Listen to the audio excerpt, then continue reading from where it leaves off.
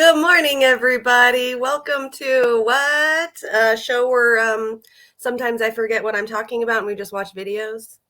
Whatever works. This is Izzy. You say good morning. She is being super cuddly today. So good morning, Warren. Thank you for showing up. Hi, Holly. Hi, Dolores. Good, you got the notification. Awesome.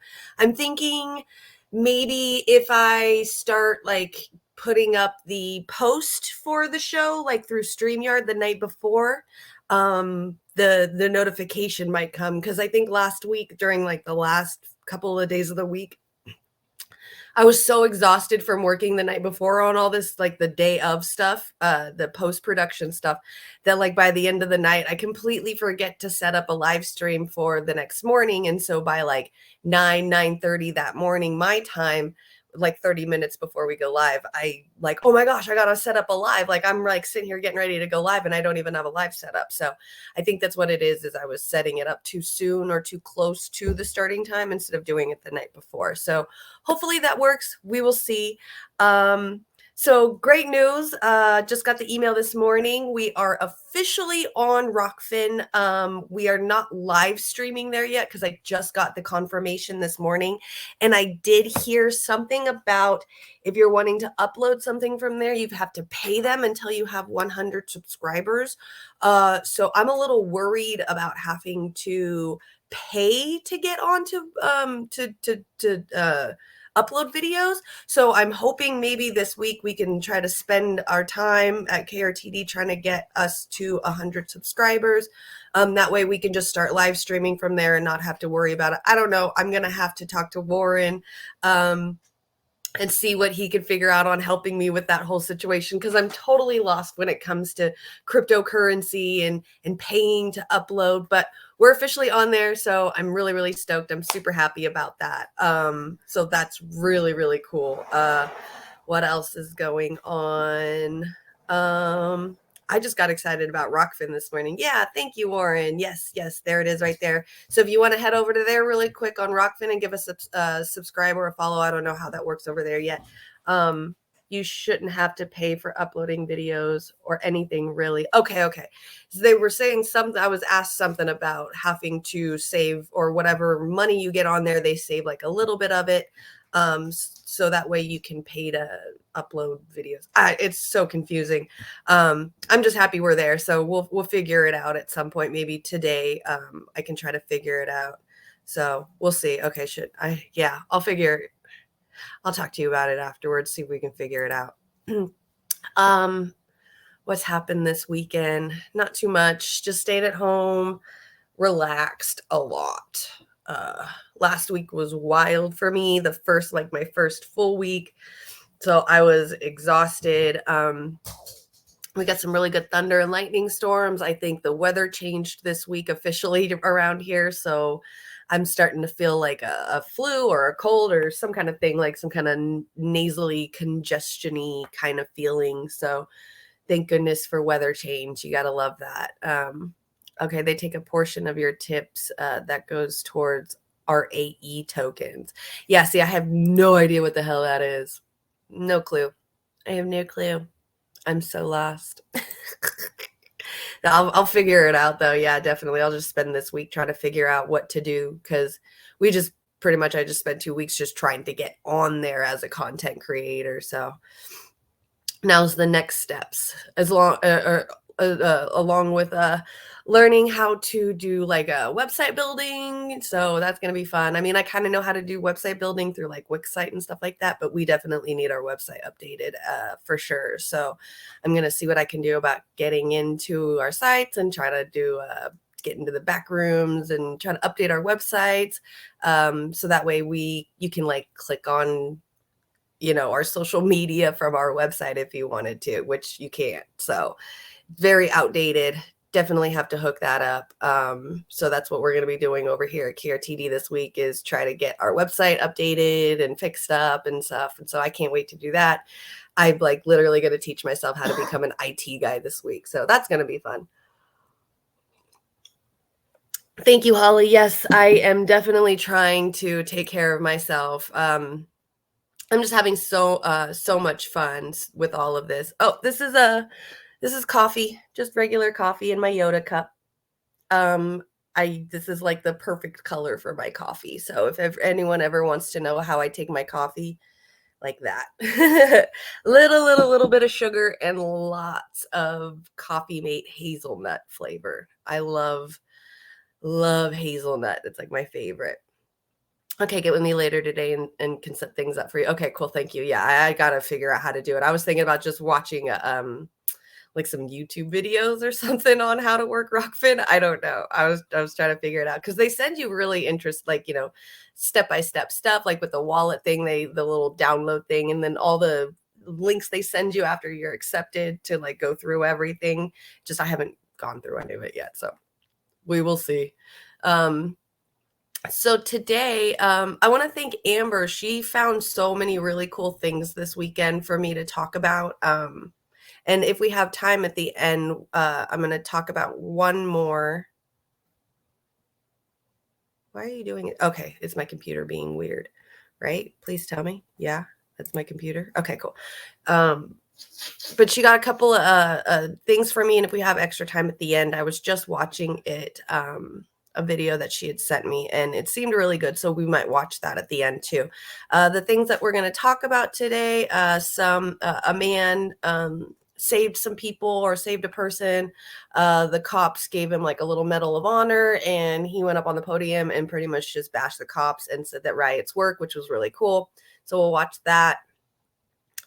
A video called No Such Thing as Good Billionaires, which is a cool little video. We're going to learn about how billionaires work. I think it's from the Adam Ruins Everything guy. So I thought that was really interesting. We can watch that. Stockton serial killer update, which is gonna be really interesting. Apparently they found him and arrested him. A lot of local tips helped them find the guy. They found him one morning. They were following him and figuring out what he was doing. Apparently he was on the hunt that morning, and they were able to arrest him before anybody else was hurt. Definitely reminding me of the Son of Sam serial killer from back in the day, where he used to drive around, park his car, and then walk around, and anybody that was sitting in their car, pretty much that's where he's different. People that were sitting in the car, he would just shoot them and kill them. This guy, he would drive around, walk around with his gun, find homeless encampments or people just walking around by themselves that looked a certain way, specifically Hispanic males. He would shoot them. So a little bit of a similarity with the Son of Sam serial killer from our history, but definitely in his own certain way. But he has been arrested, so we will watch some videos on that. The ones that Amber sent me, which I thought was really interesting and that we can look into. So in the UK, there's 2 crime stories that are going on right now that were very interesting. One of them is an angel of death. It is a neonatal nurse. She works in the NICU with children, babies, premature babies, twins, things like that. She's charged with killing 7 of them. A couple of them were twins. And then after that, in the same video following suit, there'll be a story about a 21-year-old girl who was arrested. She went on a Tinder date. This woman went on a Tinder date with a 21-year-old guy. She kidnapped him, held him hostage, stabbed him multiple times. And while she was doing all of that, she decided to take a break and order from Grubhub.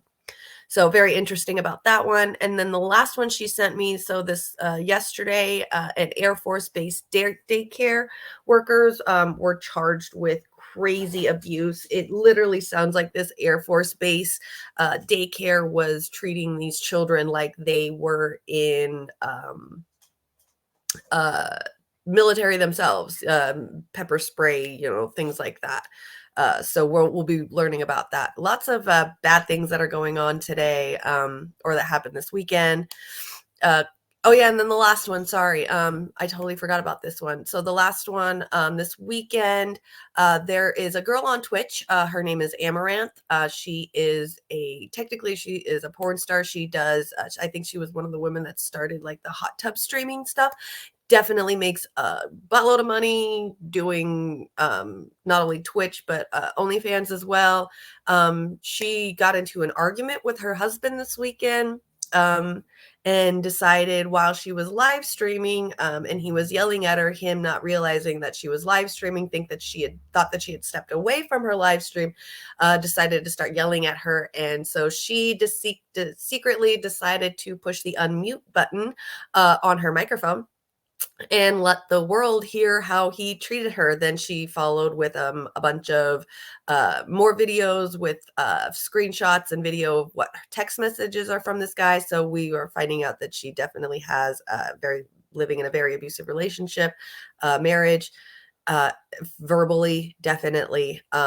He threatened to kill her animals. He was spending all of her money, like just giving away her money. Like every time that she wouldn't text him back, he would text her like $500,000 are going to go if you don't text me back. And then he, like, the next message, $500,000 are gone. And then 250,000, just kept going and going and going with money, spending it. And then he threatened to send her horses to a meat packing place. He's just really, really verbally abusive, lots of gaslighting. So we'll be checking that out. Maybe if we have a little bit of time, we'll check out to see the rudeness of Twitter and how they treated her, especially like someone like Keemstar. He definitely was he just took it at a wrong angle. That whole situation happened. And when Keemstar made a tweet about it and some video about it, his whole thing was, she's been married this whole time. She completely lied to us. We've all been spending our money on her. How do we get our money back? Like, she literally is in a vulnerable position, putting her abuse out there to try to get some kind of help. And you're just going to go out there and talk about how much you're pissed off that you wasted your money on her because she is married. So we'll be talking about that, the contradictions of sex work, and how the whole lifestyle of the sex industry is to always appear single but never be single. And we'll maybe get into some more details about that later. So that's what we're doing with that today. Good morning, Shane. Good to see you. If you heard this morning, I got the email. We are officially on Rockfin, so we are going to figure all that out this week, as well as our website building. So we'll be doing all of that this week. So good to see you. Good morning, good afternoon. You're on East Coast. So let's get started. All right, let me pull this up. Come on, kitty. Cat. What are you doing? He's like halfway falling off of me. Come on, dude. Just chill, you big floof ball. All right. So here's the video. This is just a Clip Nation adding that they added captions, so that way we can watch the captions. But this person, Awkward, posted this greatest thing he's ever seen. So here is the video. It is my great pleasure to present you with the Chiefs Award for Valor in recognition for your heroic efforts. Congratulations. Thank you.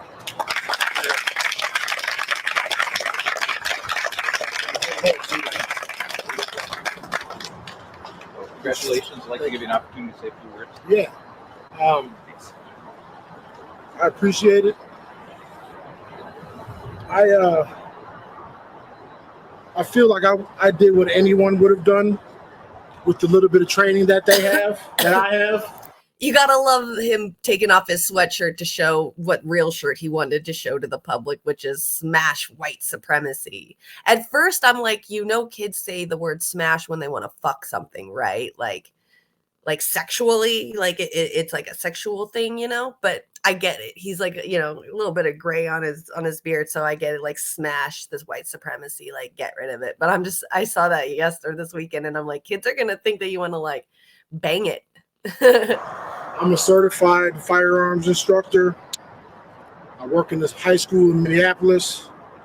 I'm a dad and a husband and a wonderful community member. That day, 9 of your squad cars raced past us as I was flagging them down. It said in the letter you sent me. And that was a potential of 18 people. 18 people could have stopped to help preserve life. But 18 people chose to go to a potential threat. And I recognized the man had a pistol and we didn't know what he was doing. I do appreciate the recognition, but I won't keep this stuff. This will go to my mom and this will probably go to my son because I'm very uncomfortable being here with you guys. I do not rock with the police. I love that part. I do not rock with the police. I loved that about when he said that. I totally agree. But I appreciate you giving me the opportunity to say these things.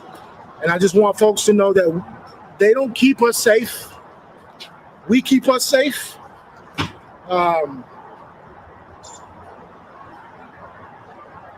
Riots work. Good for him for saying that. I love how he all right, I got nothing else to say. What can I say that's going to make a really, really, really big impact and make a statement? And then he just hits his chest like riots work. Yes, yes. I love it. I think that's great.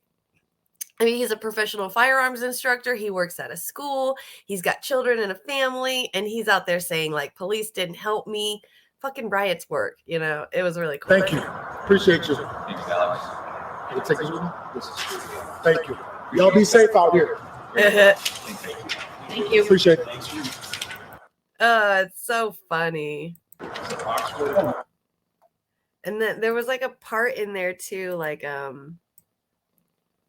there where he's putting the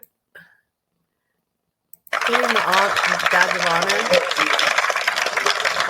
Yeah. See, he didn't he couldn't even put it on him. So he's just give it to me. And he's I'll put it on myself. I thought that was really, really cool.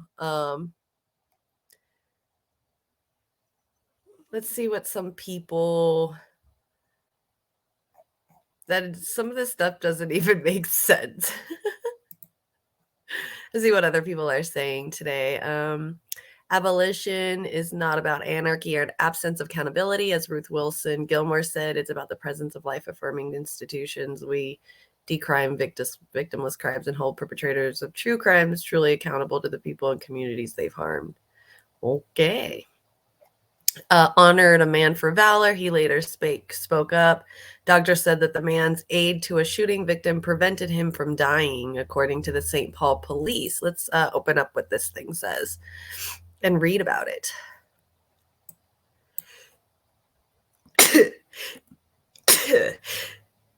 I'm sorry. Whew. This sickness is going to ruin me. All right, so let's read this. Good morning, Go Start. Good to see you. Yes, good vibes. How are you today? Let's see. A Minnesota police department celebrated a man's heroic act to save a man this week. However, the ceremony quickly backfired when he pointed out departmental inaction during the ceremony. St. Paul Interim Police Chief Jeremy Ellison welcomed Alex Mingus with the Police Chief's Award for Valor. Minnesota's on-site public media reported Mingus was driving with his wife to work when he heard gunshots and followed a red van that left at a high rate of speed from the shooting.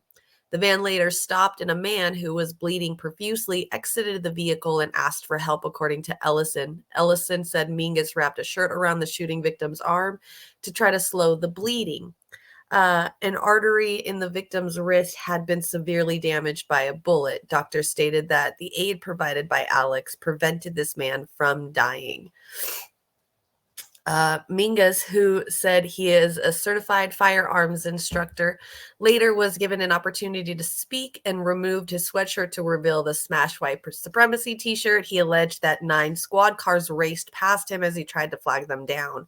That was a potential of 18 people. We heard that part. He later claimed that he didn't rock with the police and officers don't keep us safe. We keep us safe. So here's the video that we just watched. St. Paul Police Department did not immediately respond to the Huffington Post request for a comment. See, this article originally appeared on Huffington Post and has been updated. Let's see what this says. Ooh, lady, get it. All right. We followed that part. Lady. Nope, hasn't been updated. Okay. Boo. I want to know if the police has said anything. That would be so funny to see if like the police like still kept their cool about it or whatever, you know, said like what could they possibly say? I don't know. He did a good job. Thank you for doing that. That's the only thing I can think of. They'll probably charge him with inciting a riot. This person says technically they can't do that because they recognized him and said thank you right after. Very true. Smash white supremacy. Love that the police chief was forced into a fist bump after smash white supremacy shirt wearing Alex gave his riots work speech. Go old women seeking justice. The police chief did exactly what he should have done. Oh God, that looks like a police supporter. What's the backstory? He stopped a crime because the cops don't. This was indeed great, and I thank you for it. Majority of homicides in Pennsylvania are of blacks. Ask the black neighborhoods what they want. It's not more police. Oh, wow. Riots work. They absolutely do. 11 riots that changed U.S. history for the better. Interesting. By Medium. Let's see. The Haymarket riot in 1886.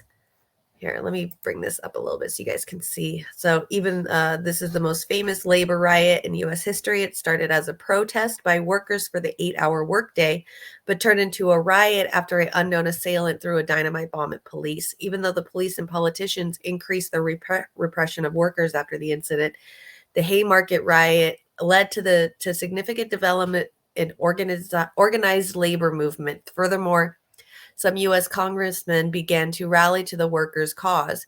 So the riot ended up being an important milestone in the ultimately victorious fight for the 8-hour workday. Definitely changed history, getting rid of slave hours and probably child labor laws.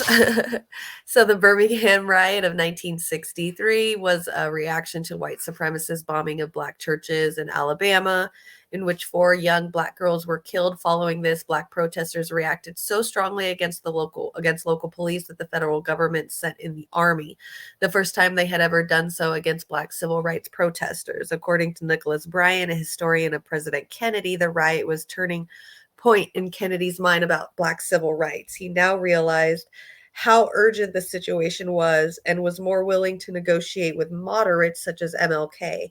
In turn, the riot was instrumental in creating the landmark 1964 Civil Rights Act, even though they don't really have very many rights still. It's crazy. Harlem riot of 1964. This began after the police killing of James Powell, a black teenager in Harlem. The rebellion lasted for 6 consecutive nights and caused $1 million worth of property damage. However, the riot also encouraged President Lyndon Johnson to create Project Uplift, a social program designed to reduce poverty among black youth in Harlem. The project was designed with specific aim of avoiding further riots in the area. So it wasn't actually brought in to help people. It's just wanting to avoid further riots. So the Division Street riots in 1966, this was in Puerto Rico. Wow, this was the first Puerto Rican riot in U.S. history.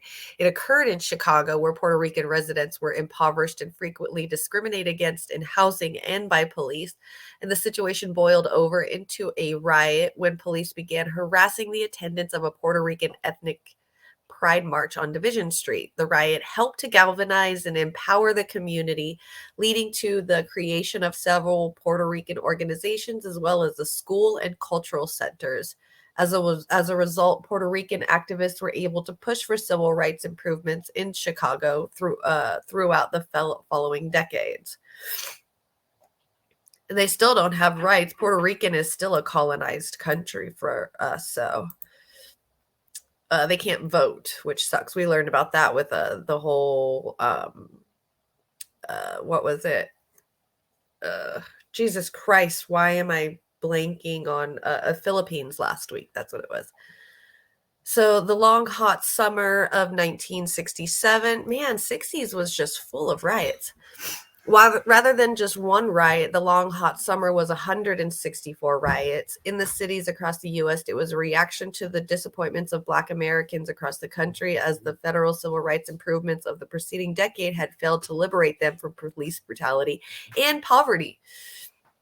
The massive scale of the rebellion shook the U.S. political establishment to the core. As such, President Johnson set up the Kerner Commission to investigate its causes.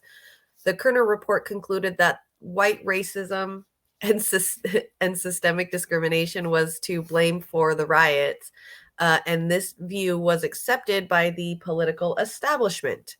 Unfortunately, the president failed to act on the report, but the fact that the establishment was led to accept the reality of ongoing racial discrimination was a huge achievement in itself, given the open segregation that still prevailed in much of it.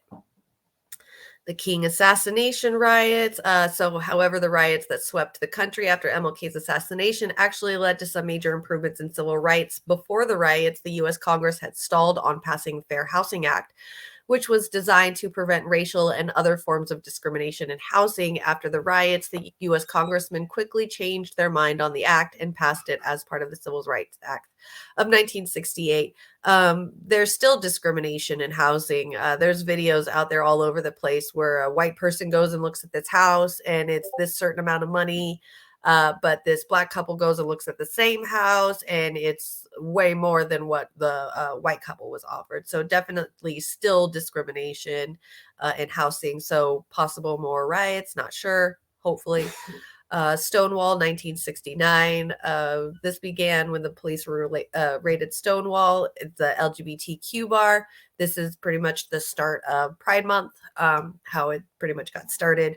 According to historians, these events led to the galvanizing of the LGBTQ plus rights movement. After Stonewall, many new sexual and gender rights groups were formed, and these groups went on to achieve the decriminalization of same-gender relationships in the U.S. The Stonewall Inn is now a federally designated national monument in honor of the historical significance of the riots there. Yes, that is very true. But these groups are still trying to achieve decriminalization of same gender. I mean, it is decriminalized. You are allowed to marry who you want to, but there's still like the people out there that won't accept it and are still trying to fight against that. So we're still having to deal with a type of that. So the Attica prison riots, inmates endured awful conditions. That sounds about normal. Sounds about white. The prison was overcrowded and each inmate was only allowed one shower per week and one roll of toilet paper per month. In September 1971, prisoners refused to accept this treatment and rebelled, seizing control of the prison. Sadly, the siege ended in bloodshed as the state sent in armed police who immediately opened fire on the rebels, killing 29 inmates. However, the riots sparked the largest national conversation about prisoners' rights in U.S. history. While prisoners' rights activists were already starting to make gains in the 1960s, the Attica Rebellion massively increased the visibility of their struggle. Many, but not all, of the rebels' demands were subsequently implemented. Not all of them, not even any of the good ones. There's still horrible treatment in prison systems. It's just absolutely horrible. It's so bad. So the battle in Seattle, interesting, 1999. This riot erupted at the World Trade Organization conference in Seattle, Washington. The broad left activist organization involved had planned the event in advance, with an anarchist black bloc taking the lead on instigating the riot. Just as Occupy Wall Street put inequality on the agenda in 2011, the battle in Seattle put anti-globalization on the agenda in 1999. Since then, it has become a common populist political position in the US, advocated by Bernie Sanders, among others. Whether or not this constitutes a positive movement in US history in a matter of ideological perspectives, but certainly from a liberationist perspective, it is a positive. This fucking website like literally talks about like the lack of actual progress we've made from all these past ones, and they're like, they've done so much, like this is what these organizations did, and like you put in like one decent one in here and you're like, I don't know if this is positive or not. Like, come on, medium.com, you guys are a waste of time. The Cincinnati riots of 2001, throughout the decade previous, the combination of poverty and the police brutality of the Cincinnati, Ohio Police Department had led to high tensions. These boiled over after the police shooting of unarmed Black teenager Timothy Thomas in 2001. The riot was followed by a community boycott to pressure the city into taking action against the police department. We've been taking action against the police department for so long, and they still don't care. And indeed, under economic pressure from the damage caused by the riot, as well as the boycott, the city has implemented reforms in their police department. Come on! While police continue to kill Black teenagers in Cincinnati, the legal situation is incrementally changing due to the successes of the movement for Black lives and its. Oh, wow, they're like, it's getting better. I mean, they still continue to kill Black teenagers, so no, it didn't do anything. It didn't help. It probably changed history and the way we look at things and the cultural perspective. But man, if this right here just doesn't prove that we keep trying, man. Us people just keep trying and trying and trying. And these mofos just don't ever care. But then they write about it, the fluff pieces of, we did so much to help. So you got the Ferguson riots. Conservatives and moderates might find this hard to accept this today. But the Ferguson riots, following the police killing of an unarmed Black man, Michael Brown, in Ferguson, Missouri, has already had several positive results, despite the outrageous efforts of the Ferguson Police Department to prevent news media from entering the city. Despite the outrageous efforts of the Ferguson Police Department to prevent news media from entering the city during the riots, the events were broadcast on live TV around the entire world. Moreover, Black Lives Matter movement, which later became the Movement for Black Lives, shot to international fame due to the riots, raising awareness about ongoing police brutality against Black Americans. Governments and police departments across the U.S. have even rather reluctant to take strong action to end the systemic killings of Black Americans yet, but the Ferguson riots has helped to shift the entire U.S. political discourse towards its cause and towards related problems such as mass incarceration. Same with George Floyd, too. That was a huge change in a lot of our minds. As the 2020 Minneapolis riots now shows, the battle is far from over, but as the examples show, we should not underestimate the potential strategic and historical value of rioting. Absolutely. And that's why this guy said riots work. Here is 11 riots that change history for the better. I don't think it's actually changed us, especially when it comes to like creating laws, things like that. But definitely the cultural ideology of all of this has definitely changed. Oh my God, did I not have it open the whole time? I'm great. So let's bring this back up and we'll see what else they have in here. That is truly a brave man.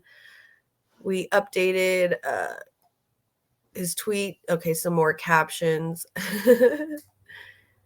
Let's see. Everybody's like, where's the captions? God, you people are just so... I don't even know what to say. This dude is incredible. Saw it last night and will catch it daily as my personal happy place. This is how you use your platform for good. Absolutely. And I think it's about it. I mean, he did really, really well. And I mean, he definitely went viral this weekend over this. It was really good to see. I think it's just because of everything, it was almost like the perfect storm for this whole situation. It's this man's getting an honorary award, a little medal. The police are thanking him for doing a good job, but then like when he gets on there, he's a firearm instructor, he works in a school, he's got a family, all that stuff that like is like, these are the things that would make me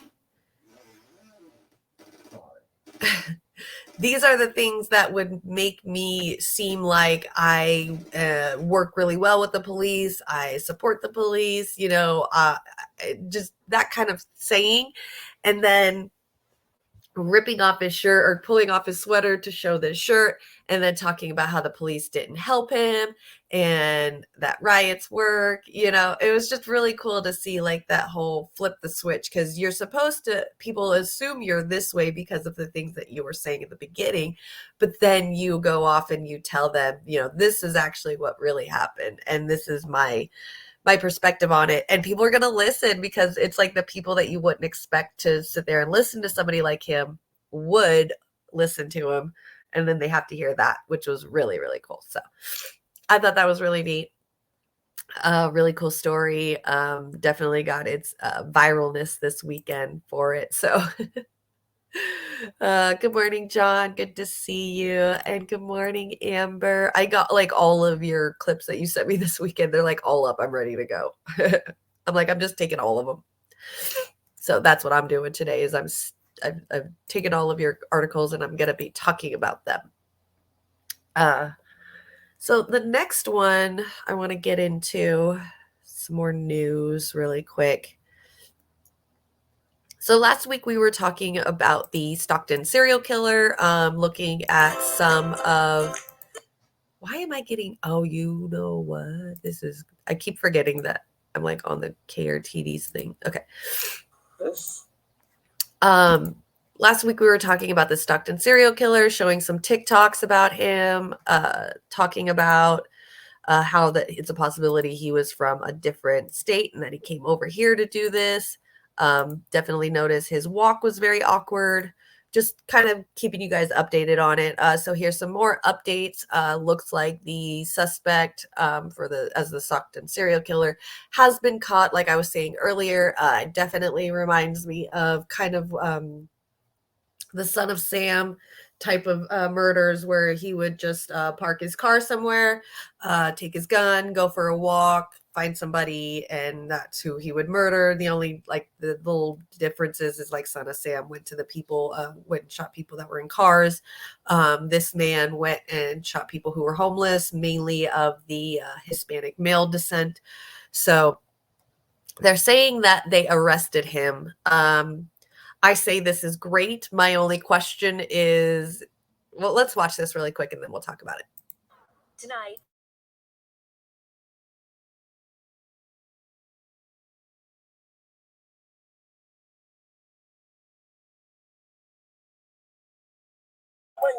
Sorry, I need to like share it Brownlee first, right? Man, this sickness is like making me just, I am not here today.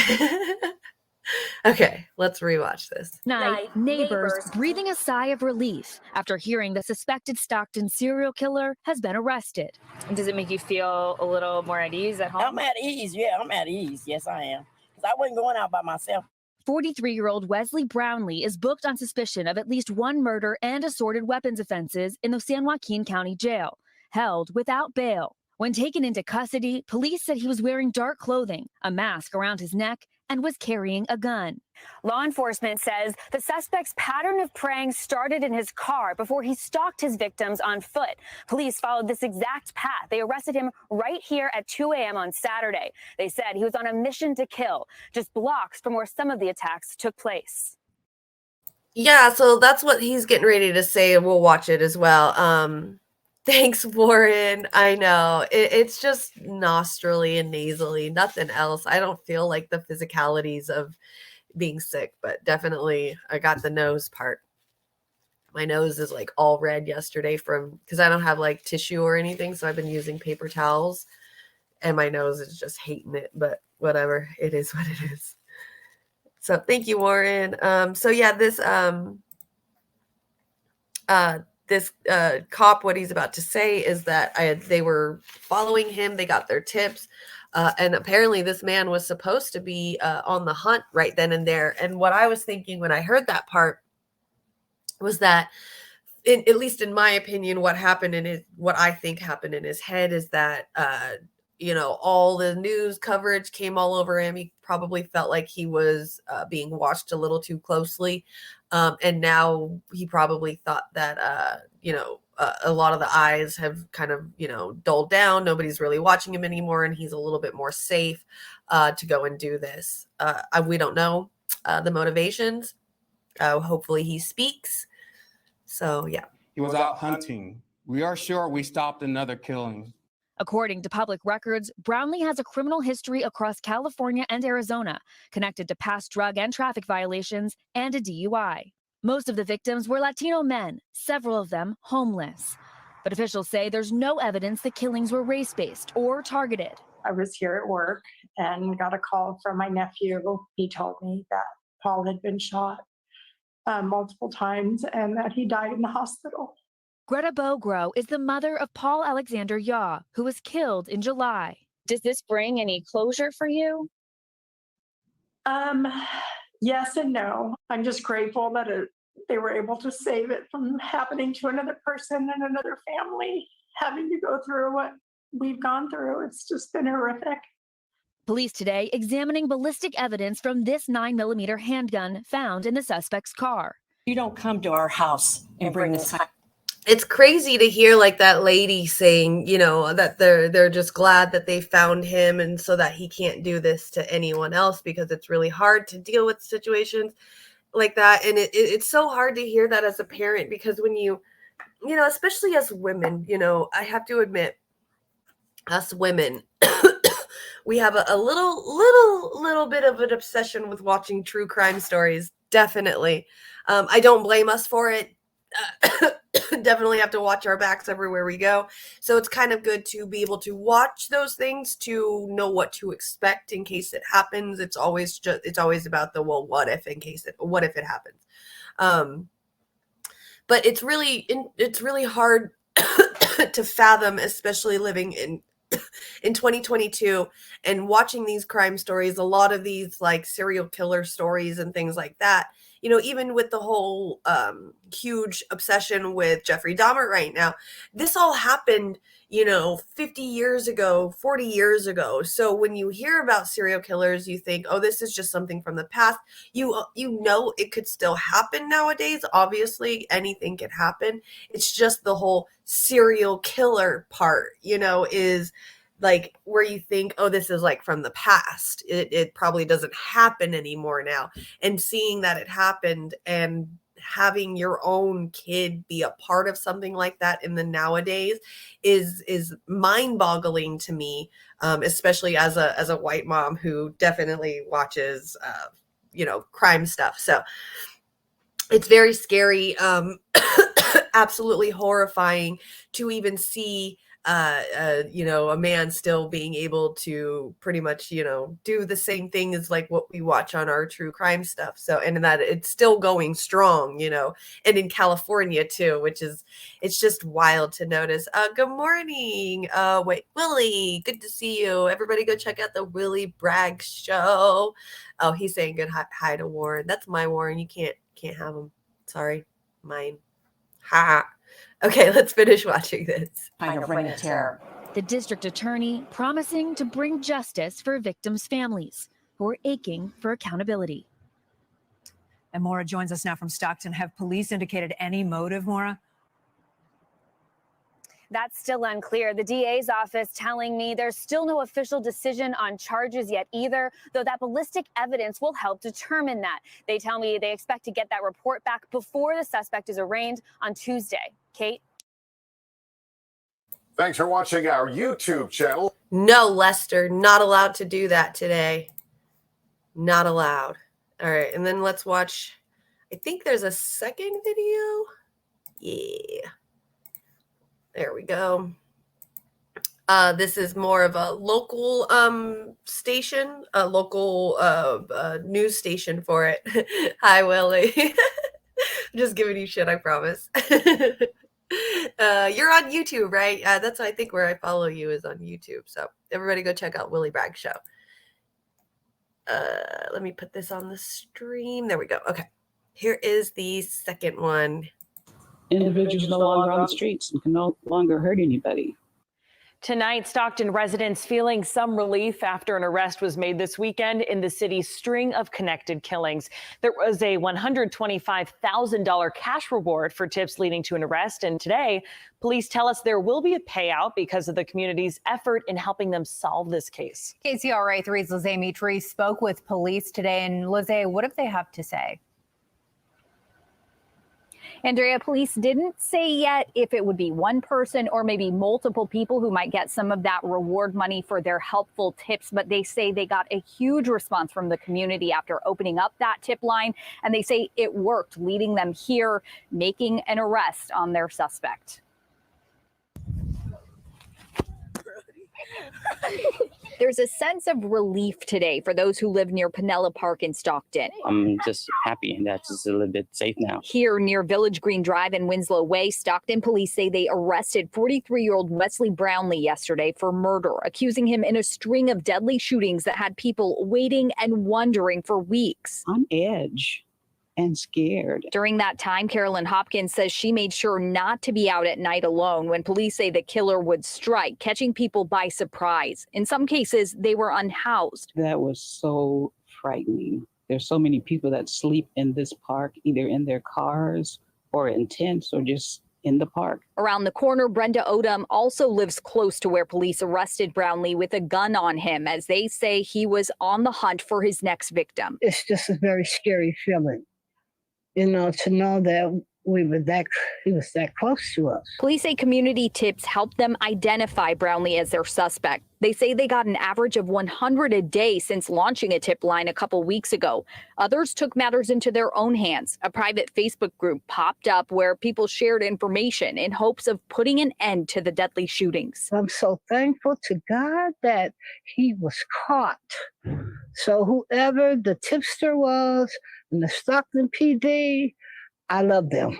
They did it. But she hasn't forgotten the victims. One woman hurt in a shooting and 6 men killed. I feel so bad for the families that lost a loved one.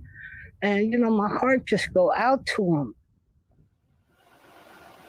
Police say Brownlee had a gun in his waistband when they arrested him here, and they say they're still investigating if that was the same gun used in the deadly shootings that he's accused in. They also did not tell us. So that's, I guess, the area where they found him, definitely at a park where you can see right here in the back, there's a tent right there. So the homeless people definitely stay there. Also, what really scary is probably kids go to this park as well, too. So definitely scary for this area. I couldn't imagine having to live like that again. I do remember like my mom telling me stories of the 80s of, I think it was the Night Stalker. He was going around in LA County, going into people's houses and stuff and murdering people in their houses. And so I remember my mom saying she was absolutely terrified at the time. I believe it was in 1985 in like the spring, summertime. So it was around the time that my mom was pregnant with me. I was born in like the summer of 85. So definitely around the time of the of that guy. So it's really interesting to hear a story from your mother from the past and then having like the same kind of hearing the same repeated feeling from these people nowadays while I'm a grown up. So it's wild to me. It's good that they found him. We'll see. Nobody has said anything about it. That's one thing that I didn't understand about the whole thing is like, are we going to see the way he walks? Like, did you say, but I think the whole, like the way he walks and stuff was all like all of us Twitter or TikTok, gossip community. So we'll see. I mean, maybe that kind of tip helped. You never know. The guy did get pretty viral online about that. So, and a lot of people are looking up the Stockton serial killer stuff. So that was very, very interesting. We'll watch some more about some more interesting news about true crime, but this one is in, I believe it's the UK, right? Amber, is it the UK is where this happens, I believe? It's so the page or the YouTube channel is called True Crime Daily. Here, let me share it with you guys. Okay. So True Crime Daily is them right here. And it says this week on True Crime Daily, a neonatal nurse accused of killing 7 newborns and attempting to kill 10 more. Plus, the second story we're going to watch is a woman charged with luring a man on a dating app before kidnapping him and then stabbing him. So this is some UK true crime news. Oh, here, while this is still up. So Willie Bragg Show, you guys, just look up literally like Willie Bragg Show on YouTube, Twitch, and Twitter. Definitely going to go check you out on Twitch because I love Twitch. So Twitch is really fun to go hang out at. So I will find you after this show, and I will go give you a follow over there too. So definitely go check him out over there. Oh, is that what he does on his show? That's hot.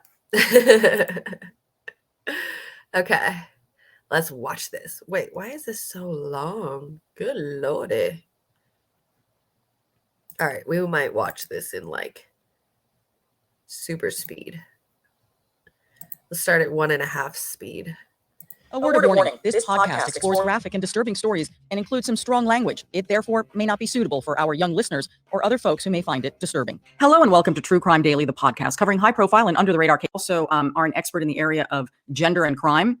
But the mom didn't know what she was seeing. The mother thought that she saw a nurse tending to her baby, but that is not at all what happened. She has pleaded not guilty to murdering 5 baby boys, 2 baby girls at the Countess of Chester Hospital. She faces 22 charges for 17 victims. So, Dr. Davies, one of the huge problems with this case, because the cases go back, to 2015, was figuring out why these babies were dying. All of a sudden, the numbers spiked at the hospital. So what is it about this type of a crime, this type of a murder, that makes it so difficult for authorities to not only investigate, but come up with enough evidence?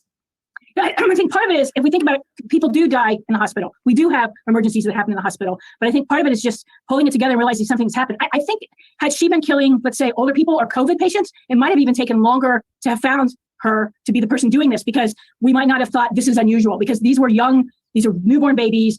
I think they were really looking into it maybe more closely than they would be. They were more suspect, even if it was a neonatal unit. I think that was part of it. Interesting. So cool. If you guys check out, really quick side note, you see that microphone right there? That's so badass. I have the same one. It's not, I got to find a better cord because the cord I have is too short. But look, I got the same fucking one. Bitch. Look at that. Me and her can be twinsies. Just do it like that. I don't know how you hold these things. Oh yeah, she's got that on that side, so it'd be like that. Hey. Oh, hers is wider though. Girthier. I just saw the microphone and I just like looked up behind my computer. I was like, oh God. Remind me I need to find a cord for that damn thing. And the way that she did it, that she's alleged to have done it, is that it then manifests in a medical fashion in which you can find an answer and say, oh, well, the child was in distress, the lungs were in distress, there was an issue losing blood, these kinds of things. But for the most part, even though these babies were vulnerable, that's why they were in the neonatal unit, and many of them were twins. She had a thing for twins. What is that about, doctor? I don't know. I think you make an excellent point. And my understanding is that she took different ways to do it. And in case maybe it was putting oxygen in the bloodstream and by using different methods, that would also make it difficult, because there was a clear pattern. Even though they were all happening in this one place, different methods would make you think it can't be something that somebody's doing. It's just all these individual cases that we have these horrible tragedies. Right. So she wasn't doing the same kind of repetitive crime. She wasn't doing the same thing over and over to each different baby. She was doing something different to them. My only question about that whole situation is why were they looking at what nurse was in charge of each of those babies each time? And maybe they could have. I mean, I guess, just 7 seems a lot to have that happen to, especially with twins. If that woman is always on the job when it happens, she doesn't have to be specifically assigned to those babies, but she's on the job. So I don't know. Maybe I'm just being too condescending, but yes, they're Yetis. They're very good mics. I just got to find the cord or get a new cord for it because I let my nephew use it, and I knew he was going to do some stuff to it because he plays like horror video games and he's autistic and he needed a microphone, so I knew he was going to bang it around and do some stuff. So I just got to find the cord. He lost it. That's all I have to do is just find the cord or get a new one. It's just hard to find those kind of cords because the plugin is like an old Android plugin, like not the ones that we have from before now, but the ones before those ones. They're very old. And the other pattern that authorities found were, because obviously neonatal units are very secure. You can't just go in there. There's a lot of monitoring of who's in and out. And they started to find the one common denominator, and it was Nurse Lucy. The other pattern that they saw was she moved to days, because they work around the clock. She works a day shift, babies are dying in the day. She works a night shift, babies are dying. So it almost was like whatever shift she worked on, then that's when these deaths would occur. And what comes Okay, down so to then they definitely noticed it was her being on the job. It took seven babies to pass for them to finally figure it out.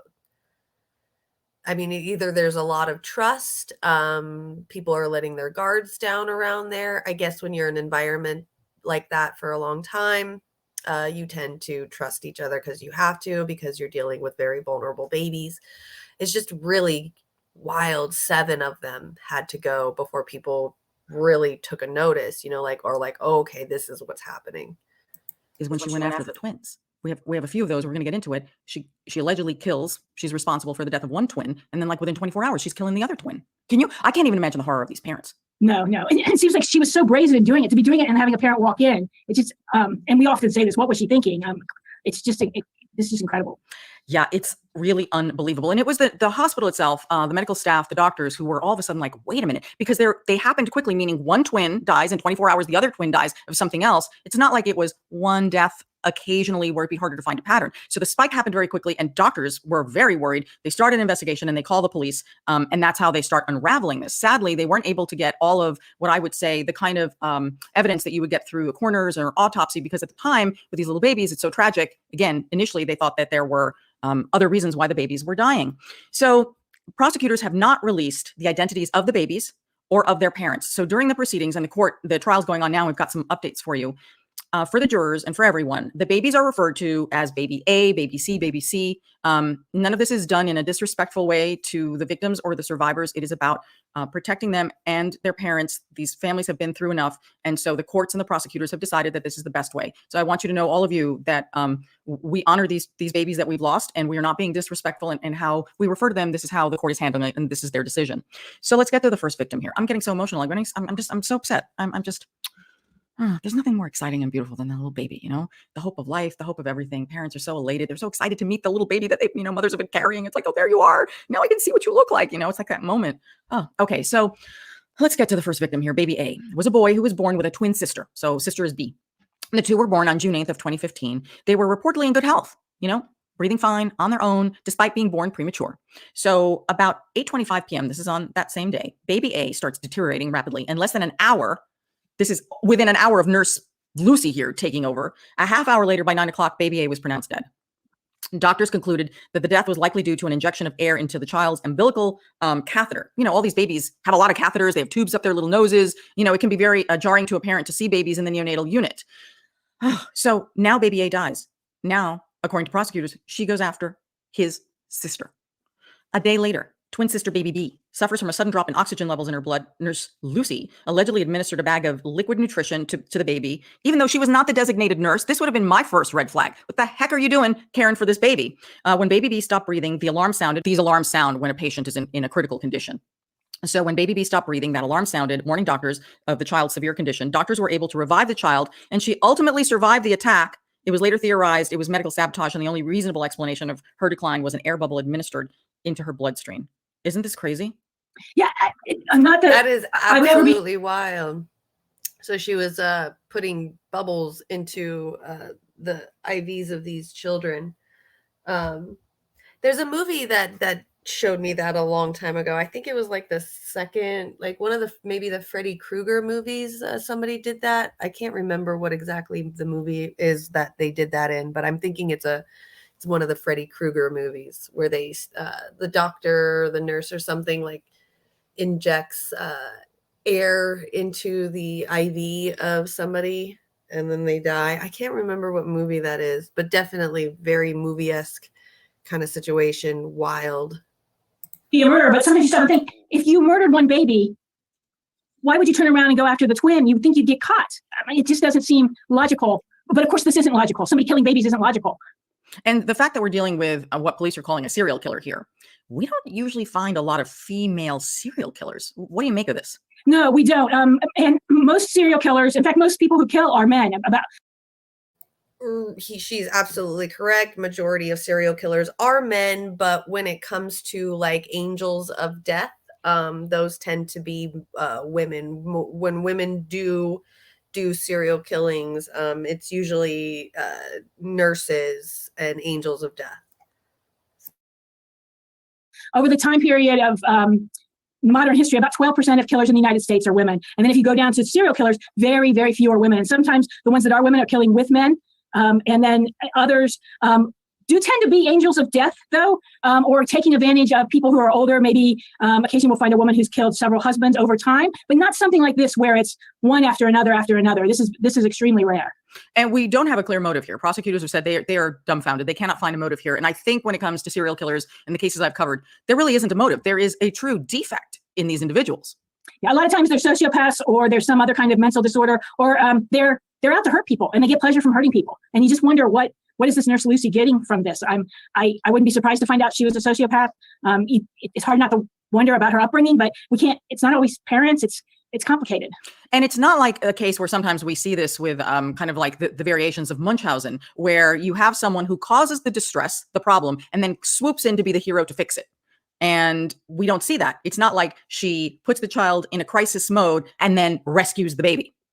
That's an excellent point. I hadn't thought of that. Yeah, that is, we do see that. Well, especially among mothers. This is the other thing I thought about this. This is infanticide. It's the killing of newborns, of babies. When a baby is found murdered, which wouldn't usually be in a hospital, it's usually the mother who's done it, quite honestly, when it's brand new. And there's all kinds of explanations. Usually those are psychologically related. But just to have... Right, including like postpartum stress definitely can be a reason why mothers do it. So somebody who's essentially a stranger to a baby, killing the babies is just I was just shocked to learn that this was the case I was going to be discussing, and having heard a little bit about this case. It's just such an unusual case. I'll be curious to see if we find out more about Nurse Lucy. In one way, I don't want to, because I don't want attention on people who do this, but in the other, as a criminologist, I'm curious what did motivate her, or what explains why she's doing what she did. Dr. Davies, a lot of times with serial killers, the frequency of the killing, can be slow at first, and then police will find an acceleration in the killing, because whatever pleasure their sick minds are deriving from this act, they kind of need to do it more frequently. And that is when obviously authorities are the most worried, because it's, you're trying to find someone because someone's going to be killed relatively soon. It seems as if it's like, it starts out of nowhere. It's like 0 to 60, boom, she starts killing, and then she keeps up the pace. And I would ask you, is it possible? How could this really be the first time, if she really is the killer here, that this would happen? It's like, what is this? Add water, instant serial killer? Yeah, what is it? Did she just get so much pleasure from this, or was it relieving some kind of tension or stress in her that she just felt that she kept doing it? I can't help but believe it's something psychological. Do you believe that it is likely or unlikely that she has killed before, given this very swift pattern? I don't know. I mean, if we take even somebody like the serial killer Dahmer, he killed a lot there before he was caught. But if you trace his history, he killed once when he was younger. So, I don't know. His case would say maybe she has. But I don't know. I don't know her history. I don't know if she's been a nurse other places. I don't know. Maybe this is why she went into nursing. Right. It's very hard to know. These things are always a mystery because of, we're always asking the why, the motivation, if it's a love triangle, if it's a deal gone bad, if you're about to be exposed, self-defense, there are answers. They never justify the criminal act of murder, but you'll be like, oh, okay. But with this one, there is no way that I will ever hear an answer that will be good enough, but it would be helpful to understand this further. So let's continue on with all these victims. According to the prosecution, Nurse Lucy's next victim was taken a few days later, on June 14th of 2015, the infant baby C arrived in the neonatal unit premature, weighing less than 2 pounds. That is one tiny little baby. Baby C was under the care of another, less experienced nurse, and Nurse Lucy was given explicit instructions to care for a different infant in that unit. These nurses are assigned. When Baby C's nurse went to the nursing station, she heard the infant alarm going off, and when she returned, she found Nurse Lucy Letby standing there next to the boy's bassinet. She reportedly asked a co-worker to be left in charge of Baby C prior to the incident, saying that it would be cathartic for her. It would help her well-being to see a living baby in a space previously occupied by a dead baby. Remember, we've had a baby die. The Baby C was stationed in the same room as Baby A, who died a few days earlier. Does that give you any insight into this insanity? Yeah, I wonder what her colleagues were thinking about her at this time. Were they thinking, wow, let's help her, and they believed her? She's such a sociopath, perhaps, that she was very believable, or were they getting vibes off of her, thinking, wow, this, who is this Lucy nurse? I wonder. I don't know. She was able to. How long was she working at that place before she started doing all of this? Like, what were people, did they get to have that experience with her of like learning to trust her and become her friend? Or did she just recently start there within the last, few months before she started doing it? And this is, and nobody believes her, and people are starting to have weird thoughts about her at work. Man, this is like just, we're just getting in, or people are just getting into the beginnings of this whole thing. She did plead not guilty, so she's going to trial. So definitely going to figure out what the hell her problem is. This is extremely, extremely sad. What happened. Initially revived Baby C, and there had been long, prolonged episodes of low oxygen that had slowed the baby's heart rate. Baby C was pronounced dead later that day.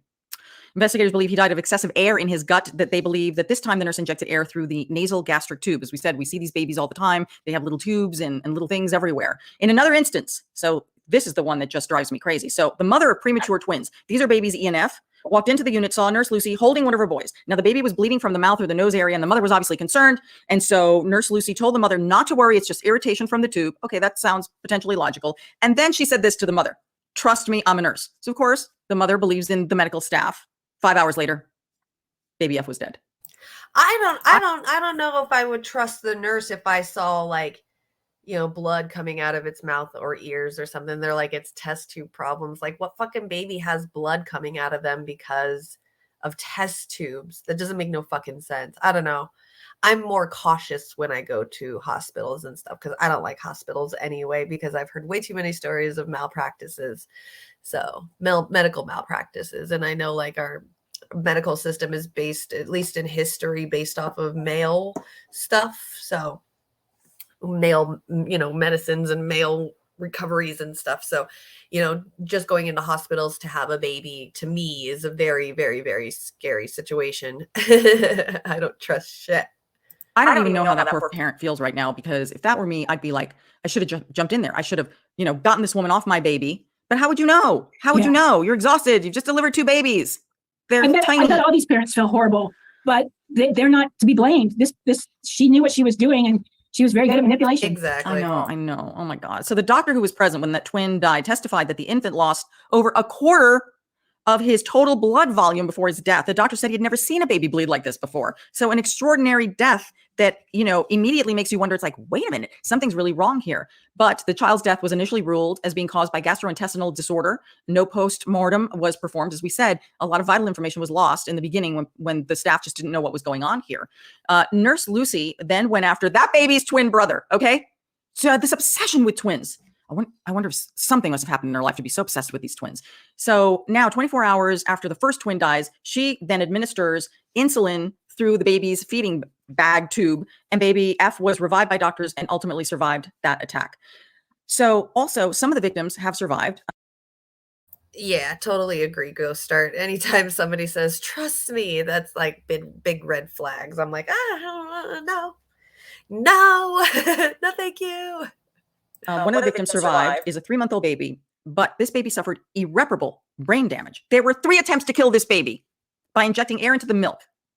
Oh my God, it's unbelievable. And again, we cannot figure out this motive, but the investigators have revealed that after the deaths, they found in her search history that she was obsessed, following on social media all the parents. Is it tantalizing to them, to a serial killer to? She seemed to have something about power and control. Definitely. I also wonder, the thing about twins, I wonder if she had something about twins, or in a neonatal unit, you're more likely to have twins. So maybe it's statistically just more likely to have twins there because, they're born smaller. So I'd be curious if there were non-twins there and if she just went after the twins, because that might tell us something. There might be some insight there. There might be. I mean, it's all a guessing game at this point. It's also been revealed at trial that she sent a sympathy card to the parents of the baby that she's accused of killing in her fourth attempt. That was the baby where she tried and she finally, on the fourth time, killed the baby. She kept a copy of the card on her phone, and she allegedly had some medical records of some of the victims. Prosecutors suggest that this could be like serial killers when they keep souvenirs. What do you make of that? Does that seem like That seems exactly like what it is. That's atypical, kind of the thing that they do, keeping little souvenirs of what they've done, even trying to I know, like, murderers that go out and actually help the police and the families go and look for like missing victims, and like the actual person that did it would go and help them. So it's just that kind of like the whole power of I know something that you don't know kind of thing. So they definitely have that kind of mentality for sure. And it seems like that's what she has as well. So a possibility? It does. And it seems like sometimes they keep the souvenirs to kind of relive the crime. And it would seem like what she's keeping would be a way for her to think about what she's done and get whatever satisfaction she's getting out of that from looking at the souvenirs. It's really sickening. In fact, because this trial is going on, forgive me, we've got Will, our producer, got some new details today from what happened in court, and obviously time differences. So today, prosecutors presented handwritten notes that were found in the search of Nurse Lucy's home. So it's interesting. They're being viewed as proclamations of innocence, and then others seem like they could be confessions. It's kind of hard to read into things. So in one, it seemed that she was preparing to defend herself. Quote, "What allegations have been made, and by who? Question mark. Do they have written evidence to support their comments?" I don't think that that's unusual, right? You're going to defend yourself, whether you're guilty or innocent, right? I don't read much into that. In another, appearing to be maybe a confession, I want to hear your opinion on this. She wrote, quote, "I killed him on purpose because I'm not good enough." That kind of sounds like a confession, doesn't it? And then the first thing you said, it made me think of Ted Bundy and other serial killers, including one that I attended his trial here locally where I live, where the serial killers wanted to defend themselves. They're so certain they're the smartest people that they are going to talk for themselves. They're going to defend themselves. And she sounds like she might be like that. I imagine she does have a defense person, but some of that writing sounds like that. And then she ended another note saying, quote, "I am evil. I did this." No disputing here. Nope, not at all. Again, my guess is she's going to, if convicted, she's going to be studied because she's so unusual in the world of serial killers. Yeah. Although, based on what you're sharing with us, there are some patterns that she shares with some notorious killers. Yeah, and she's unusual because she's a woman, because we don't see many killing baby. But I don't know if you remember Harold Shipman. He's another angel of death. He was in England as well. He was convicted of killing 15 of his patients. He was a doctor, but he's believed to have killed as many as 250. Oh, my Lord. And that took longer to see a pattern because it wasn't in a neonatal unit. Here, as horrible as this was, at least the authorities were paying attention and caught on. Yeah, and we're able to finally stop this lunatic. So police began investigating the deaths in May of 2017. it's saying, Remember, they started back in you 2015. can't hear Yes. anything. What do you mean you can't hear anything? It was just working fine. Oh, you can hear Dolores? Okay, cool. And yeah, it definitely took a while for them to figure out the patterns. And as you said, because babies do die and people do die in hospitals, but statistically there are averages. There can be anomalies, but for the most part, this was a spike. So Nurse Letby. Yeah, exactly. I am completely right there with you. I advocate for socialized medicine. I mean, even, in the bigger scheme, in the bigger picture of everything, hospitals and nurses and doctors still do help out a lot. It's just, you just always have that in the back of your head, like, am I going to be the one, that they don't care about? Or, what if I said something? Because I've had children, like most of the times I've gone to the hospital is to, like the majority of the time that I've spent in hospitals is when I had my kids, because I had C-sections. So you're always wondering, like, when it's done and over with and you're like half asleep because you just gone through this whole shit and you're just like, oh, did I say, I hope I didn't say anything wrong to them or whatever. Or you, like, when they're telling you some of these nurses in like hospitals can get really brutal, especially back in the day when like in the early 2000s and before, having children, they were very adamant about breastfeeding, like super, super, super adamant about breastfeeding. And I just know that I did it, but it was very hard for me. I had to take a lot of breaks here and there because of the pain was just way, way, way too much for me to handle.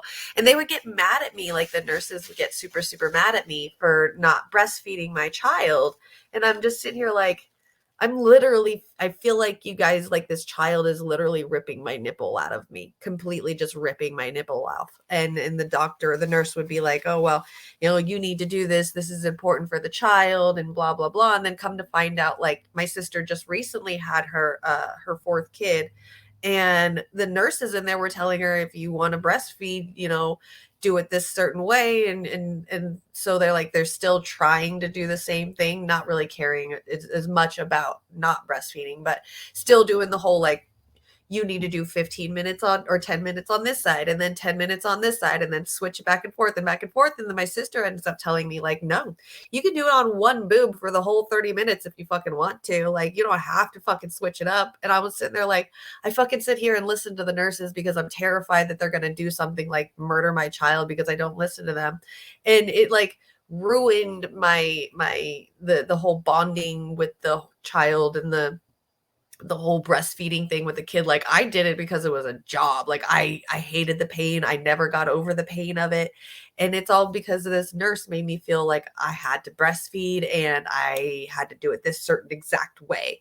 And I couldn't do it any other way. And so it's just so sometimes like they can get a little out of hand. And that's where that fear comes in, like if that nurse back then could be that mean to me over something so small, like who's to say, like it could happen, any of the nurses could end up being like this lady right here. So, okay, good. The sound is back. What people don't understand is that Medicare for All is the compromised version of a national health care. Yeah. I feel like they're trying to find something wrong with me, even if I'm just bringing a friend or a relative, right? Yeah, I know. Oh, so true. All right, let me know if you hear it, Shane. B was officially charged in November of 2020. Her friends and family were surprised. I read some of the comments to the reporters, and she was described as being amazing, a kind-hearted person. Don't you find with some of the serial killers, certainly like a Bundy, that there's a certain charm to them? Yeah, often there is that, and people are surprised, and that's the way they're able to trick people into coming with them. Or in this case, she said, "I'm a nurse, trust me," and the mother trusted. Yeah, it's because when you think of a serial killer, you're thinking of like some horrific monster, and they are monsters. But it is always interesting to me how not all of them. Like there's a recent one here in the United States. Is it Sam Little? Samuel Little, yeah. Yeah, there's nothing redeeming about him, although he's a tricky one because his artwork is fascinating. And those of you who've been following that case, he killed for a very long time. He's been convicted, and he helped prosecutors and the FBI figure out some of his victims who were, women who were more on the fringe, maybe in the sex trade, maybe addicted to drugs, women who had been missing for a long time. So it was harder to find the victims. So what he did was he's made these portraits from memory of his victims. And then the FBI posted them. And then all these families came forward and said, oh my God, that looks like my aunt. That looks like my mother. That looks like my daughter. And through that, it's unbelievable, this case, they were able to identify more of his victims. And so Professor, I look at his art, right? And then I see a talent and I see a level of beauty. And then I'm reminded, my God, this is someone he killed. Like, how do you reconcile that? Yeah, he didn't even know their names. He can remember what they looked like, but he couldn't remember their names. Just horrible. But humans are complicated. When I teach sociology classes, I note that you think your chemistry class is hard, but chemicals react in a certain way all the time. Humans, we're unpredictable. There's so many things that impact how we behave. There's our chemicals, but there's also our environments, what influences us.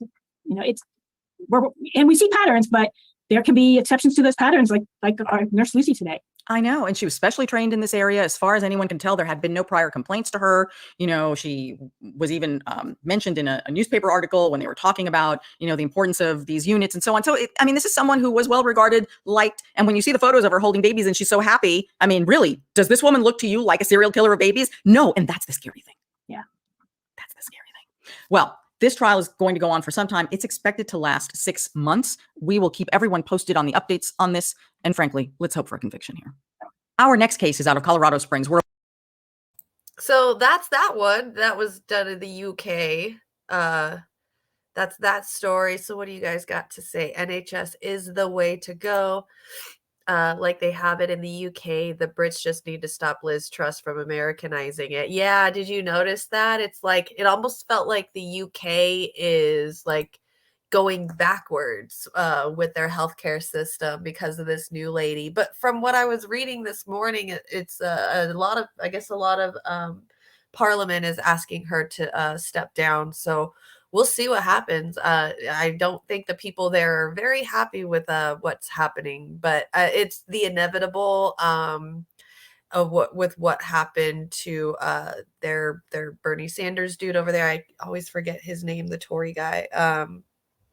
And then ended up, they ended up voting Boris Johnson in, who's literally like the UK version of Donald Trump and looks like the UK version of Donald Trump in a way. I always called him the English Donald Trump. So, because they look almost exactly the same, like there was no difference. So, they're just doing their whole backtracking, and apparently there's, they've got Brexit that they're dealing with as well too. So that kind of like divided them extremely, almost as much as us, but they're like their whole country is like the size of, a state here. So, any kind of small country like that, especially an island country, any kind of tension is going to be multiplied by a lot compared to, huge countries like Russia or China or America, things like that. So definitely, yeah, Jeremy Corbyn, yes, Britain's better Bernie, exactly. Yes, definitely Britain's better Bernie. So you could just see they're going backwards, but it's interesting to watch us and then watch them, and to be able to see like, okay, this is the way that we're going, this is the way that they're going. We could possibly be in that scenario too if and it's like sometimes they like learn from us, and then sometimes they're like, oh no, we're doubling down on how you guys are voting. It's so interesting to see the similarities between and the separate too of what's happening in America, in like when it comes to like leadership and government programs, government funded programs, compared to England, who pretty much has the same system, just more socialized. It's wild to me. It's absolutely crazy. So, and I'm hoping that, this lady, what did you say her name? Liz Truss. Yes. The Liz Truss lady, can finally, or will like at least piss the people off enough because they'll want to keep their NHS. I mean, I'm pretty sure like if you've had something for a long time, you don't want to get rid of it. You want to keep it. So that's what I'm thinking. People are going to, she's obviously taking it away. So maybe people will start fighting against it more and more and more, which I'm seeing like part of Parliament doing it, but they're just asking her to step down. So yeah. Yes, everybody who hasn't subscribed, please subscribe. We've this whole week I've been like working my little tushy off. We have reached 918 subscribers today. So I noticed that we were like at 903 last week, and so we've gained some more subscribers. I know that I went over to the Rochford Files, Andrew Rochford's show, and went and had them hook me up with, like telling them come and sub to us as well over there. So definitely been working on the subs. I'm thinking maybe our clips are starting to get us some subs. Definitely don't want to look in the comment section of the videos for sure.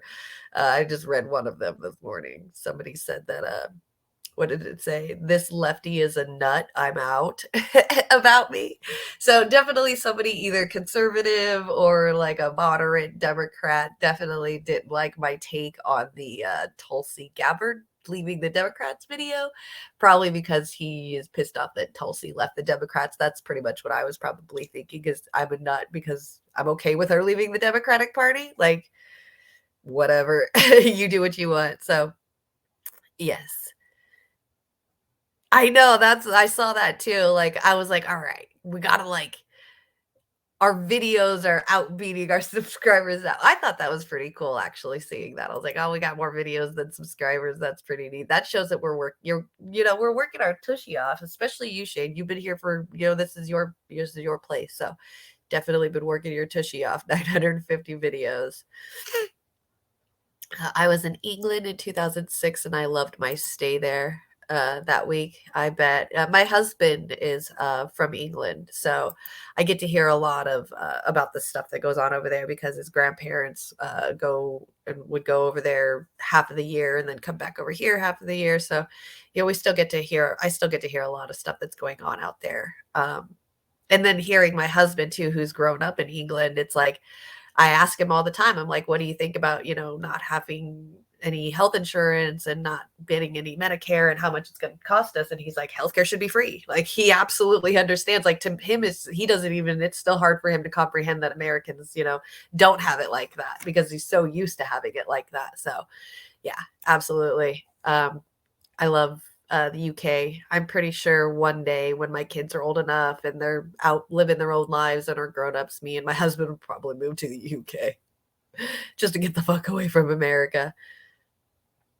EU prostitutes call them Boris Johnsons. Nice. I bet. They probably have made money off of him for sure. Get it, girls. Slay.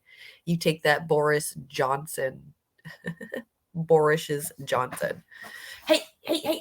You be nice, Izzy. You don't walk up to your son and just go, pow, pow, pow. That's not nice. Jeez. Izzy. Bitch. You're mean. And look what I got. Water bottle. Start with me. Try me. Even some Tories think the NHS is better than... Yeah, absolutely. Absolutely. Because it's free. It's free at the point of service. So, yeah.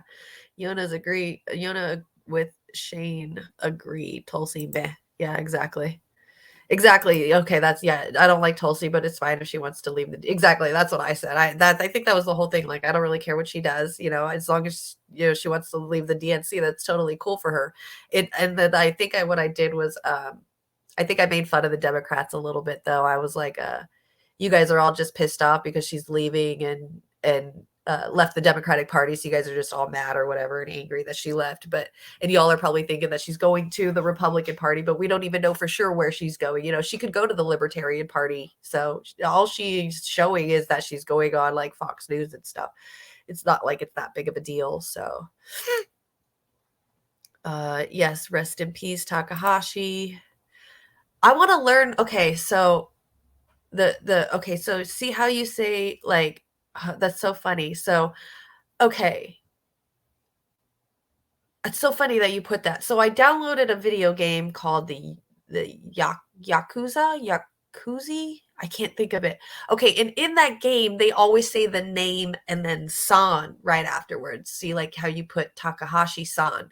And in there, they say it like a lot in that video game. And I want to learn what that means. Like, what does the san at the end mean? And they use other words too, like not just like Takahashi-san, but they do like other words at the end as well. And I want to know, is that like a sign of respect? Is it like a sir or a ma'am? And do they have ones that are like for like instead of like people that you respect that are above you, is there ones for like the lower people, like your students? Is there like something like that for that? Because they say it a lot, and I really like got into it, and I was like, what does each one of those mean? So yeah, that's so cool that you put that, because it totally made me think of that. So yeah, fuck the haters. Libertarians don't really want her from what I know. Okay, that's all right.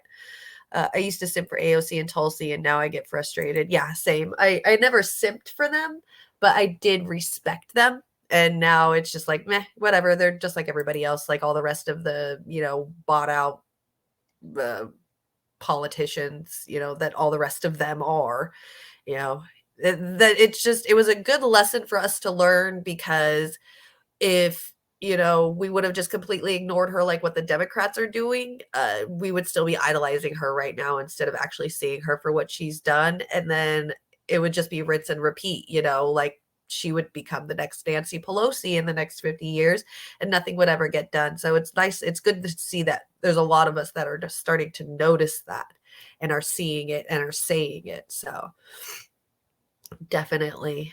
I'm happy that she left the Democratic Party. Good for her. But I mean, what else is she going to do? Like, okay, what next? I don't care. You do what you want to do.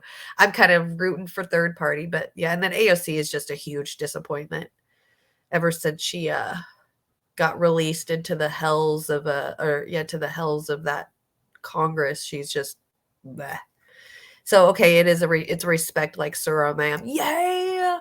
And Yakuza is the Japanese mafia. Yeah, so that's what you play in the video game is like a Japanese mafia dude. Definitely a Japanese mafia territorial fighting in the game. It's a very cool video game. I definitely like it. I never got into the turn-based fighting game where like you take a turn and fight, and then the next guy takes a turn and fight, and then the next guy. Everybody takes their own turns in the fighting. But I like it. It's very interesting. It's got that like cartoony kind of really coolness about it. So you got to check it out. I think it's called Yakuza or Yakuza. I think it's called. And I have it on PlayStation, but I'm pretty sure it's like on consoles and stuff. So okay, yeah, it is like the san suffix means Mr. or Mistress. So okay, I would be like Jimmy-san. That's so cool. It is an honorific indeed. AOC is better than Pelosi, but it's not good enough to be better than Pelosi. Yeah, that's okay. Good. I'm glad that you said that because yeah, that's of course AOC is a little bit better than Pelosi, but that being the bar is so low. Like that's the worst of the worst. So. Yeah, that's a really, really low bar, and that's what sucks. It's like our top person is probably the worst of the worst. So, yeah, very low bar. Those are fun. Used to play a bunch of those back in the day and haven't played that one though. Yeah, see there I heard that there's like 3 or 4 more from before the one that I played, but I played the most recent one. So I gave up though. I kind of quit playing it for a little bit because it got to like you can whoop some ass throughout the whole game and then like or throughout like half of the game and then it just hits a point where one of your teammates leaves and goes to the other side and then you have to fight him and holy shit, like I'm stuck. I'm done. I got my ass kicked so many times by that one dude. And I'm just like, all right, I'm just not gonna play this game anymore and figure out the fuck I did wrong. So yeah, it's crazy. It's like it's super easy and then it hits a point where you're just like, oh, okay. You're just gonna keep whooping my ass. I get it. Join the Greens, the SPUSA, the PSL, People's Party, etc. All right. Not the Movement for a People's Party. Go to Jim Angle, and he's got a People's Party. His is better. He came out with it around the same time that that one dude came out with the Movement for one, and I always liked Jim's better. For a moment there, I thought that they were the same, but they're not at all. Like Jim's is actually a little bit better. It looks like he sent me a video recently that he got attacked. Well, not attacked, but like this guy threatened him, and you see like this. Jim's just walking his dog, and he's got like a bag in his hand. I think some food or something. Walking home in his neighborhood, and this guy comes after him with like a butcher knife. So it was fucking scary. So make sure Jim, everybody give some good vibes to Jim Angle and make sure that he's feeling all right and feeling better and calmed, not as scary anymore because that's terrifying. But yeah, People's Party, Jim Angle, very cool guy. Definitely look for other parties. Third parties are definitely the way to go for sure. If AOC equals dog shit and Pelosi equals AIDS, Jesus Christ. I mean, the turn-taking the turn-taking fighting games. I've never experienced it before that one. So that was my first time ever experiencing that kind. And I know you like the turn-taking, the turn fighting games because you do that one game that we used to play together, and that's kind of like a turn-based video game for sure. It's just the one that the Yakuza one is just wild. Like it's super, super crazy. But you haven't played that series though. Okay. All right. So let's get on to the second story. This one is obviously, she said at the beginning of the video right there, the start. I think this is based in Colorado. So it's somewhere here in America, I guess.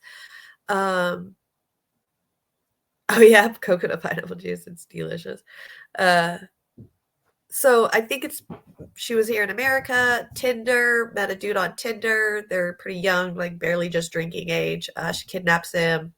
And And then the wild part is where I guess she got worn out and tired, and so she ordered like Grubhub, which is crazy.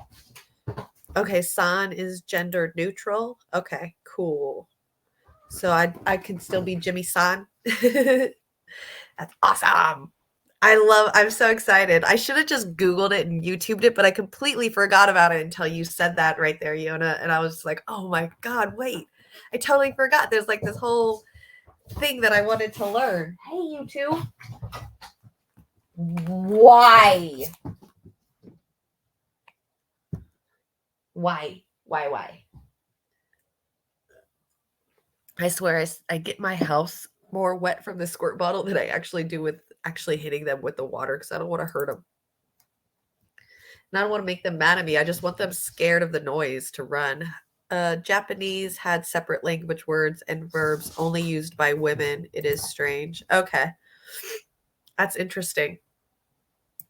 I'll have to we'll watch a video about it one day or something so I can get into it. We can all watch it and learn it together. That'd be cool. Okay, let's watch this. A woman is charged with kidnapping and attacking her Tinder date. 22-year-old Lauren Dooley is accused of kidnapping a man she met on Tinder, and on their first date, police said she actually held him hostage for 5 hours of this date. It sounds horrible. I said early on, she has an innocent look about her. She's youthful, and obviously, she's 22. But there are people who, let's say, are, very glamorous or whatever, or, you see a deadness in their eyes.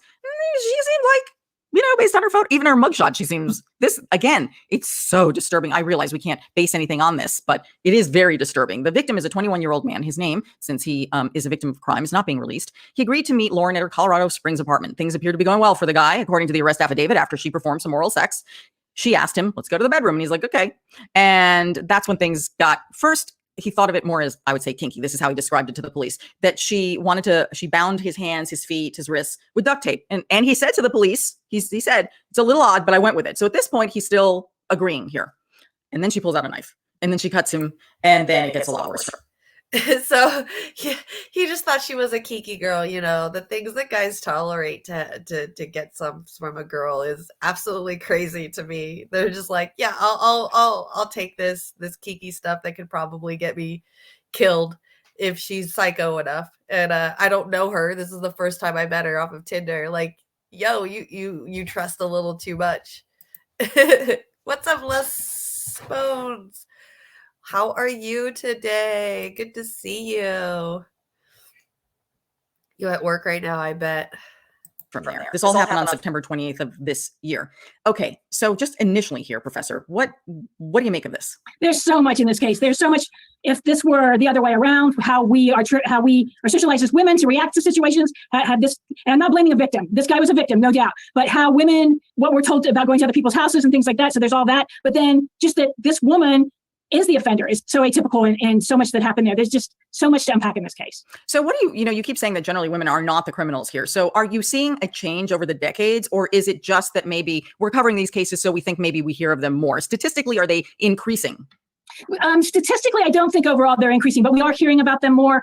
Overall, and there's always underreported crime, especially underreported cases of sexual violence. And when we would expect men and women actually who are attacked by women were more likely, perhaps not reported. So we expect that to be underreported, but still knowing that of all violent crimes reported to police, only about 2% of them are the offenders women. So it's a very small number, but like this case, when there are women offenders, they do tend to be younger. We see it a little bit more with juveniles. So this is some of the research out there. And this is even an under-researched area, women offenders, because there are fewer, but that doesn't mean they don't exist. Some of them, as I mentioned with the serial killers earlier, some of the most horrendous women's offenders of sexual violence have done it with their partners, with their male partners. But this is a woman who didn't do that. So again, this is kind of an atypical case today. I find that when the victim is a male, whether he has been attacked by a female or another male in a situation similar to this, I covered a case up in Canada of a serial killer. And the man who was attacked, it was the same thing. He met someone online recently, moved to the area, and he had the picture. They never talked on the phone. thought he was meeting a pretty blonde woman. And he did notice that there were some odd things, like the woman, who turns out to be a man, the woman says, or the date says to him, oh, I need, when you come pick me up for dinner, I want you to pick me up. And usually, you know, when you're meeting someone the first time, you don't want anybody near your house or anything like that. You meet them there, you tell your friend, you know, I'm going to be here at this time, call me at this time. If you don't hear from me, call the police, you know, the whole thing. We all have that worked out. And so, but the date said, you have to drive this way, very specific route.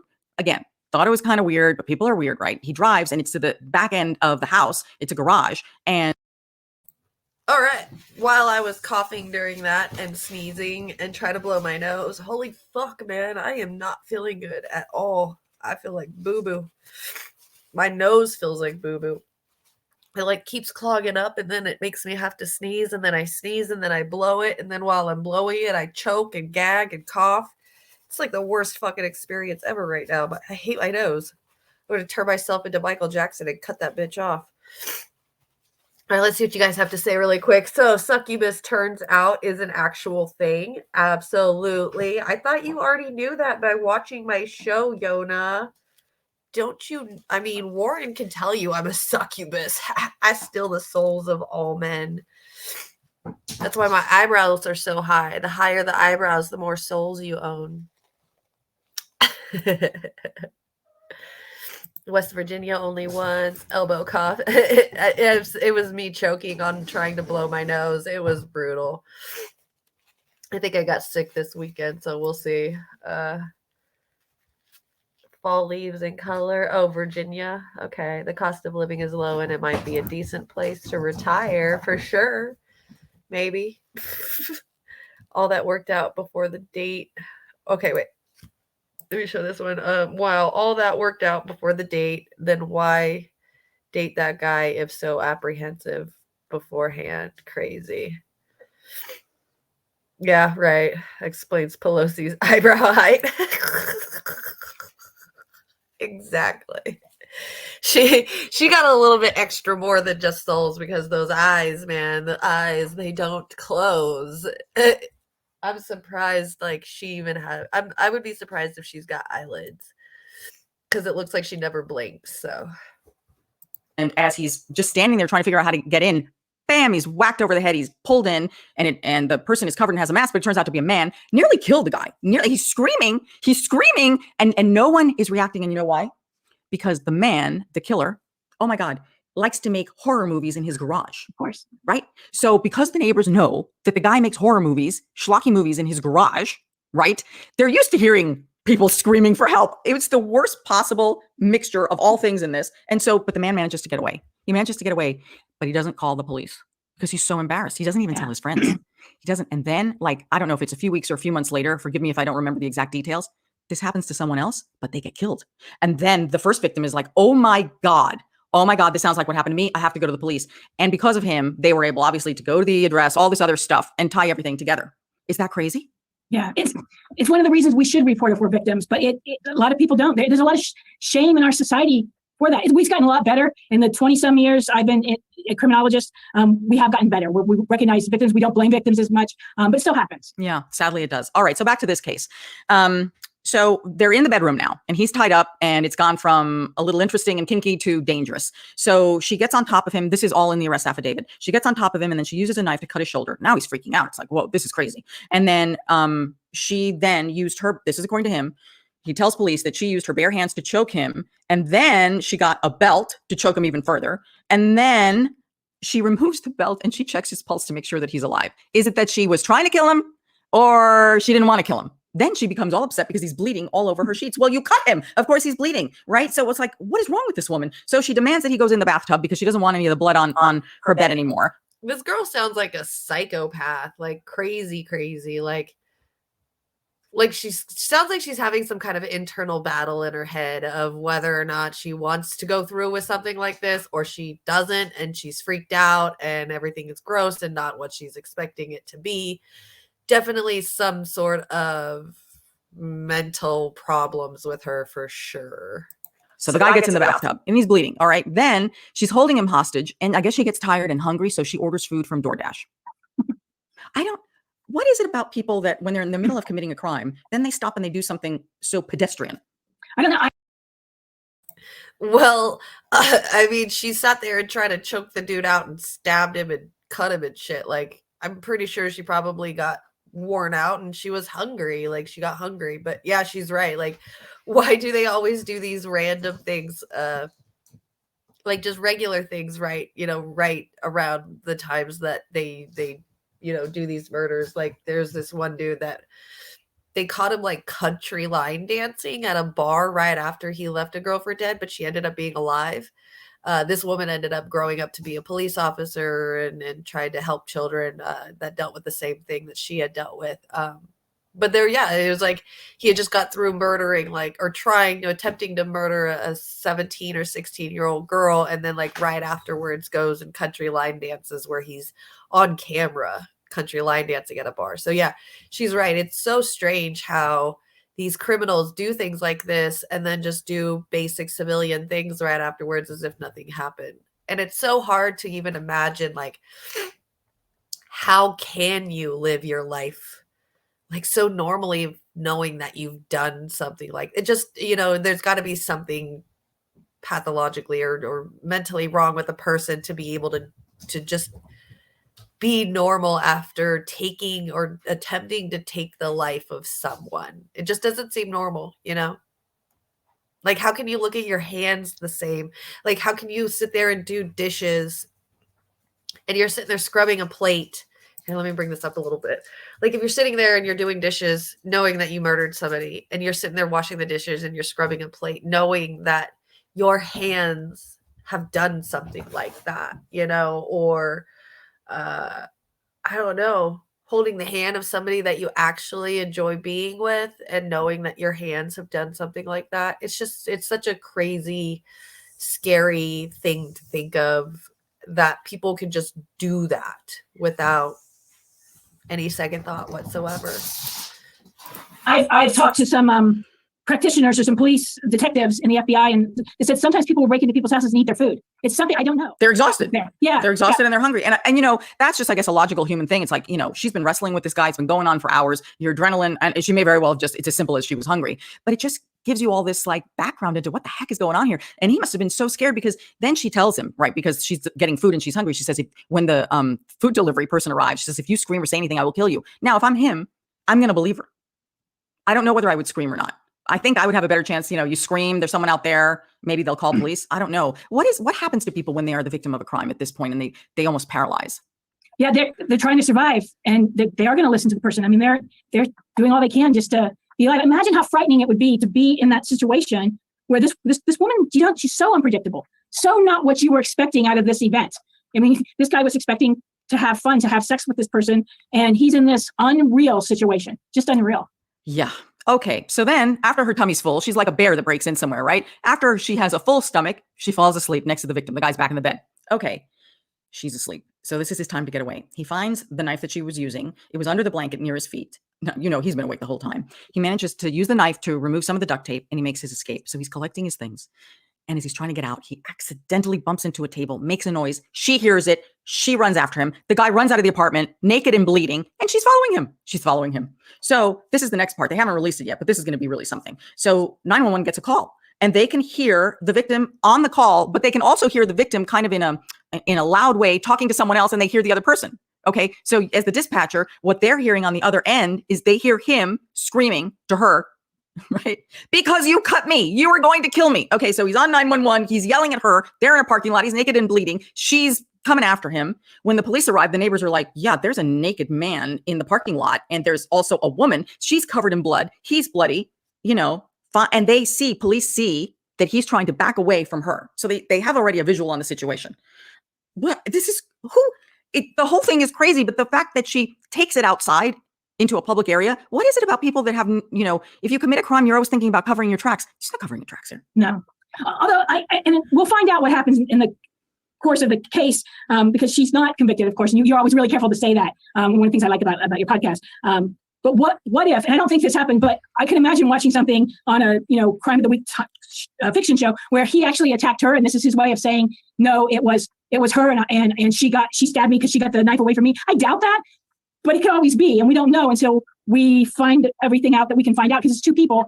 Again, I'm very careful not to victim blame, and he went there, and there's a chance everything he's saying is absolutely true. Oh, we see this all the time. There's a huge case that we've been covering. Why wouldn't there be a chance that his thing is true? Like he was literally bloodied and she was covered in blood. Like if she has no scars on her and he's fully cut up, yeah, like there's just you can't not prove that. Like that's just the proof right there. That's wild to me. Women be crazy. Yeah, absolutely. Women can be crazy sometimes. What's crazy is what they were just saying is the whole fact that she took it outside. Usually when people do this kind of thing, they like to keep it inside, especially kidnapping, things like that. But she's just like, yo, fuck you. I'm taking it out to the streets. Let's fucking go. That's wild to me that she just took it out there and was all right with that. Like, you really thought that, chasing after him and trying to finish the job out in public, you could just run back home and nobody would ever know it was you?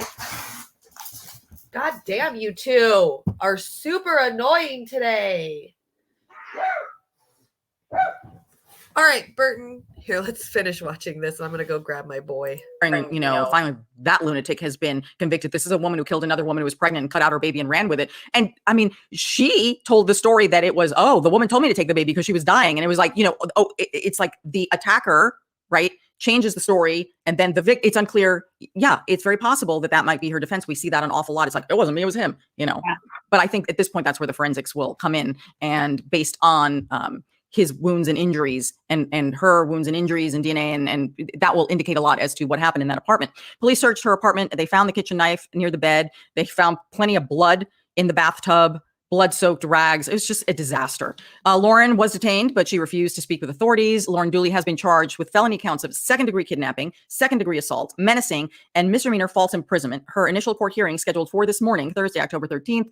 We've been monitoring it. As of this recording, we don't have anything updated. I'm surprised that they didn't charge her with attempted murder. Yeah, who knows? And there must have been enough evidence to charge her with all of this, or they wouldn't. Right. No, and these are indeed serious. Without question, they are serious, and he survived. Man, I can't wait to hear that 911 tape and learn more about this case. It is, as you said, you go on these dates and you always, try and be as safe as possible, try to meet someone in a public area, but nonetheless, even if they had met for a drink or a coffee down the street, this whole scenario could have still happened. It still could happen. But I do think that that's something you say we're two women. I think we were both probably raised, you always pay attention to this. And I think only more recently have we told guys to pay attention to this and be wary. And maybe we need to even emphasize that a little more after this Oh, absolutely. I have a young adult son. I'm even warning him and all of his friends. I'm always saying, never leave a drink at the bar. You don't know who's going to put anything. I know I sound like the crazy mother, but yes, absolutely. Men can of course be victims. And I think you have to be really vigilant. You have to be a vigilant person these days, not man or woman, person. Yeah, it's unfortunate, but it's true. I also wonder about this case of the Lauren, if she was on something. Just the fact that she was so hungry that she went to sleep, that she just seemed so unpredictable. I'd be curious. I imagine they took, they may not have gotten any levels of, they may not have taken her blood. I don't know what but often we find if someone's done something, they're on something, at least alcohol. Alcohol is a common drug. So I'm just curious about that. Yeah, absolutely. And again, we're basing everything on the arrest affidavit, and it's basically like a story. It's the story that the victim tells the police, and based on that information and the evidence gathered, that they're like, yeah, lady, you're going. Come on, in the back of the patrol car. We'll follow this case as we always do. You all know that we try and do that. I do, Professor, before we go, our cases were incredible this week, and we're not going to do comments, but I am curious. We've had some other professors on before, and I'm always very curious about your students and what it is that you all are discussing, and because their minds are firing at a rapid pace, and I'm curious as to how they view crime, or just it's a different generation. Yeah, they're fascinated. They listen to podcasts. A lot of them are very much curious about true crime. I emphasize that. Okay. I think they're just going off about some random stuff now. So that was all that. That's pretty interesting. Definitely interesting to see some female ones as well. So I thought that was really interesting. Thank you so much, Amber, for sending that over. If you guys want to check this out and watch it yourself, I am going to put it into the comment section. So there you guys go. Definitely more than welcome to, obviously, it's free to watch on YouTube, so please go do that. Izzy, I left you out and put the cat in the room, the kitty in the room, because I thought that you were going to be the good one. And now you're acting psycho. And he's being Have. So I think I'm going to switch you two out. Let me get started on the next one first. These cats are going to absolutely drive me crazy. All right, so I was going to do the Amouranth one, but we'll watch the video about no such thing as a good billionaire. Definitely done by the Adam Ruins Everything. The Adam Conover is his name on YouTube. So he breaks down why billionaire charities is terrible for the planet and why we should stop swallowing their myths. You're welcome, Holly. Absolutely. I know you guys enjoy like hanging out and watching this stuff with me, but I'm pretty sure you guys want to watch the video in full as well without me stopping with all my shenanigans. So, all right. So here's this. And it's called Why There's No Such Thing as a Good Billionaire. Izzy, are you going to behave yourself right now? Or am I going to have to switch you two out? Are you being good? Izzy? Izzy? All right. I think she's being Have. So we'll see how it goes. All right. Let's start watching this bad boy. So Patagonia, the company that makes overpriced vests for tech bros who pretend to be outdoorsy, got a metric fuckload of good headlines this month when their billionaire owner, Yvon Chouinard, announced that he was donating the entire company to fight climate change. Twitter exploded in jubilation. The Washington Post said, finally, a billionaire willing to smack back at capitalism. Even the beloved environmentalist Bill McKibben said, if every company was as decent as Patagonia, the world would work better and people would be cozy all winter. Now, this is a wonderful story. I would love to believe that there's a good billionaire out there looking out for the planet from atop his pile of money. But you can feel what's coming, can't you? I mean, I wouldn't be making this video if there weren't a darker truth to expose. Am I really going to do this? Am I actually going to disagree with Patagonia, the media, and Bill McKibben, a man I deeply respect and admire, and tell the world why this feel-good story is actually terrible? Fuck yeah, I am. Not only.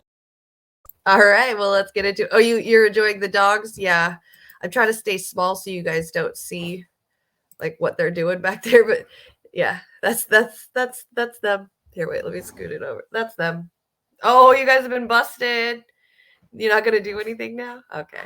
It's so weird how they do that. They do like this little like thing in the couch, and it's so weird. I don't understand, but it's their little thing, and they enjoy doing it. So just let them do their thing. Are you all right over there, dogs? You okay? Are you good? Are you good? All right, let's finish watching.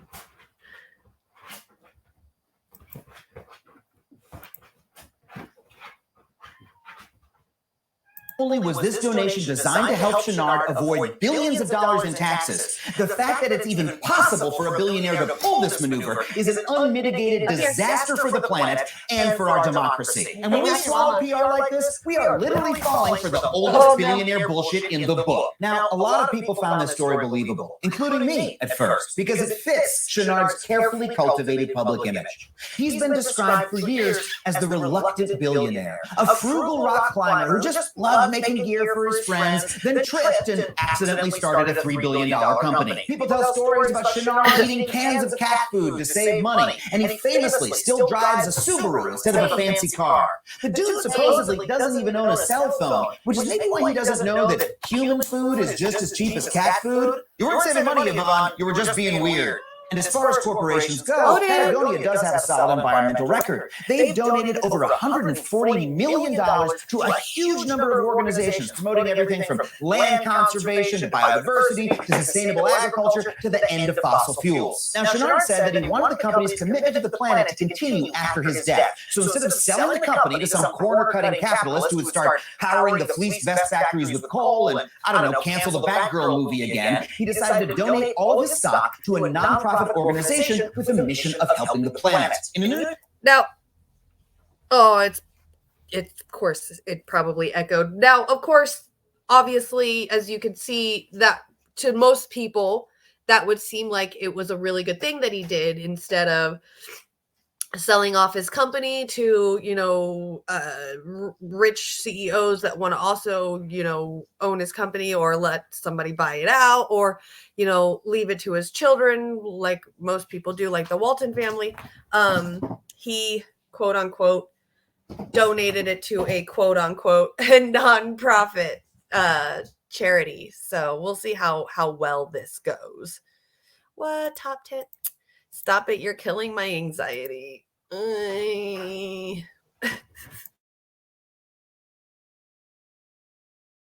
Thank you.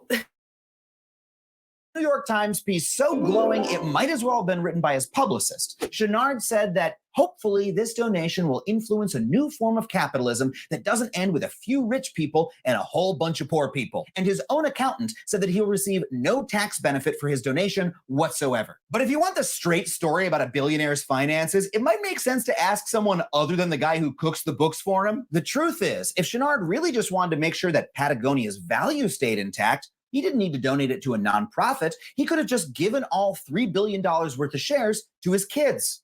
They could have kept running the company according to Daddy Dearest's wishes and lovingly rapped about him at corporate board meetings. So, why didn't he do that? Simple. He would have had to pay $1.2 billion in gift taxes.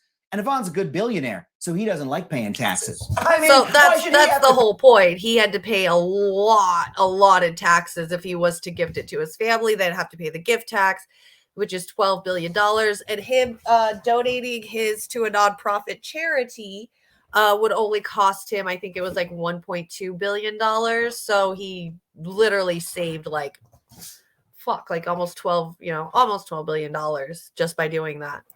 Pay for the roads his products are transported on, the schools and universities his workers are educated at, the GPS system that he uses to track his shipments, and the government research into heart attacks and cancer that have kept him alive until the ripe old age of 83. I mean, he's self-made, right? He did it all by himself. Now, I know what you're thinking. Adam, he didn't pay taxes because he did something better. He donated it to charity. Well, let's take a look at how charitable that donation actually was. 98% of the shares Chenard donated were given to a brand new environmental nonprofit he formed called the Holdfast Collective.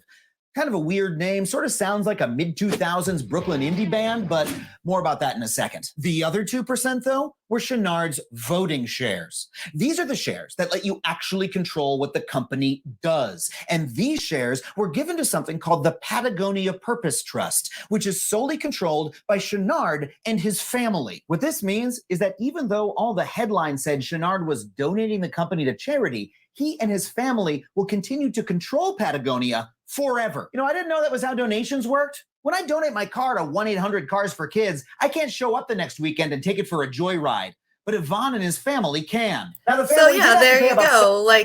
Even though he donated all his company to the charity, he still owned the shares that were called the voting shares, which still gave him pretty much control over his company as well, even though he donated it to a nonprofit.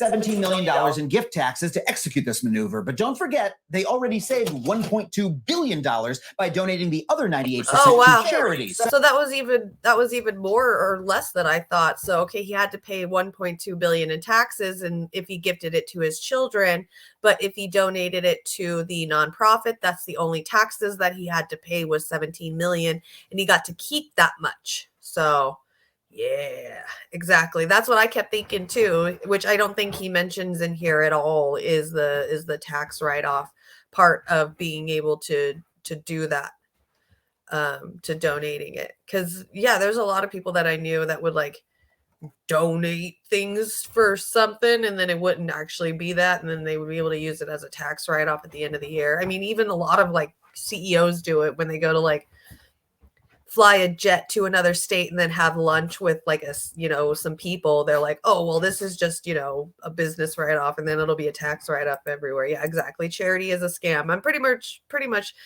what this is all about, is about how much scammy charities are. So yeah, let's watch. So they came out roughly $1.2 billion ahead. That shit's not even a rounding error. So what about that other 98%? And who exactly is the Holdfast Collective?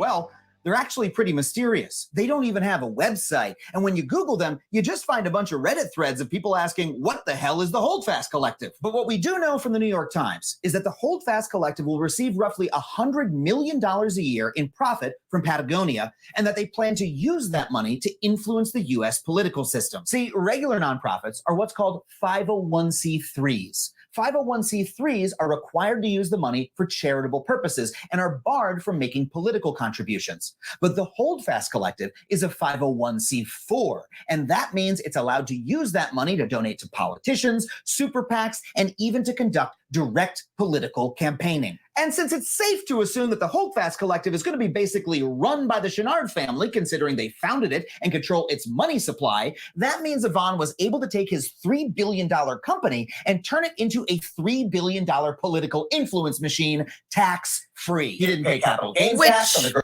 is exactly what they fucking do. I mean, that's exactly what they do. That's just what they do.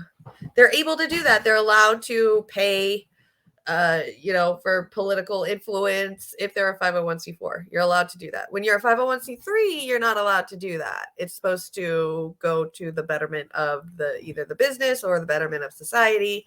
So yeah.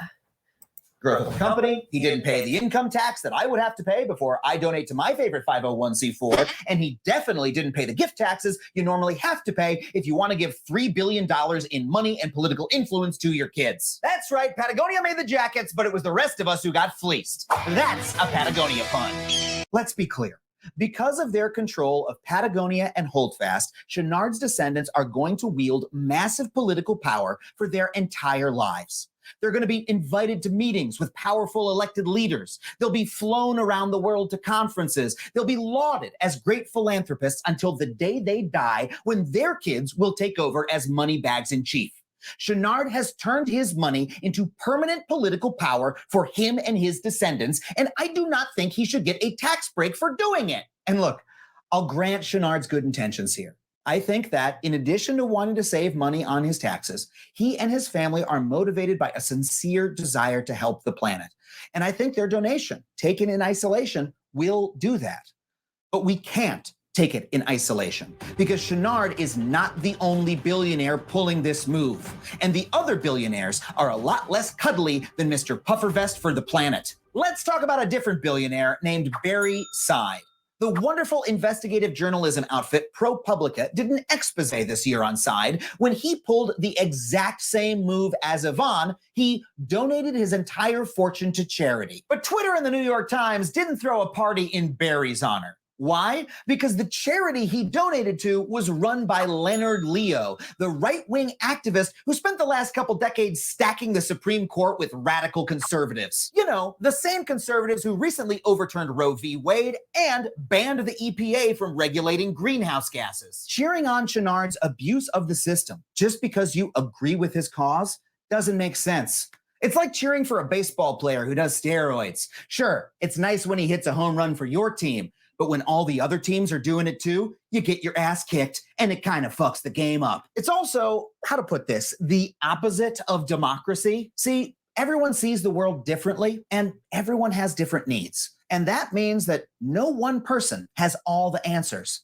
So the central insight of democracy is that we need to spread power widely and diversely among many different types of people if we want to solve our biggest problems. But billionaires like Chenard are doing the opposite. He's hoarding power, even if he feels that he's using it for good. But why should the owner of a fancy clothing company get to decide what's good or not?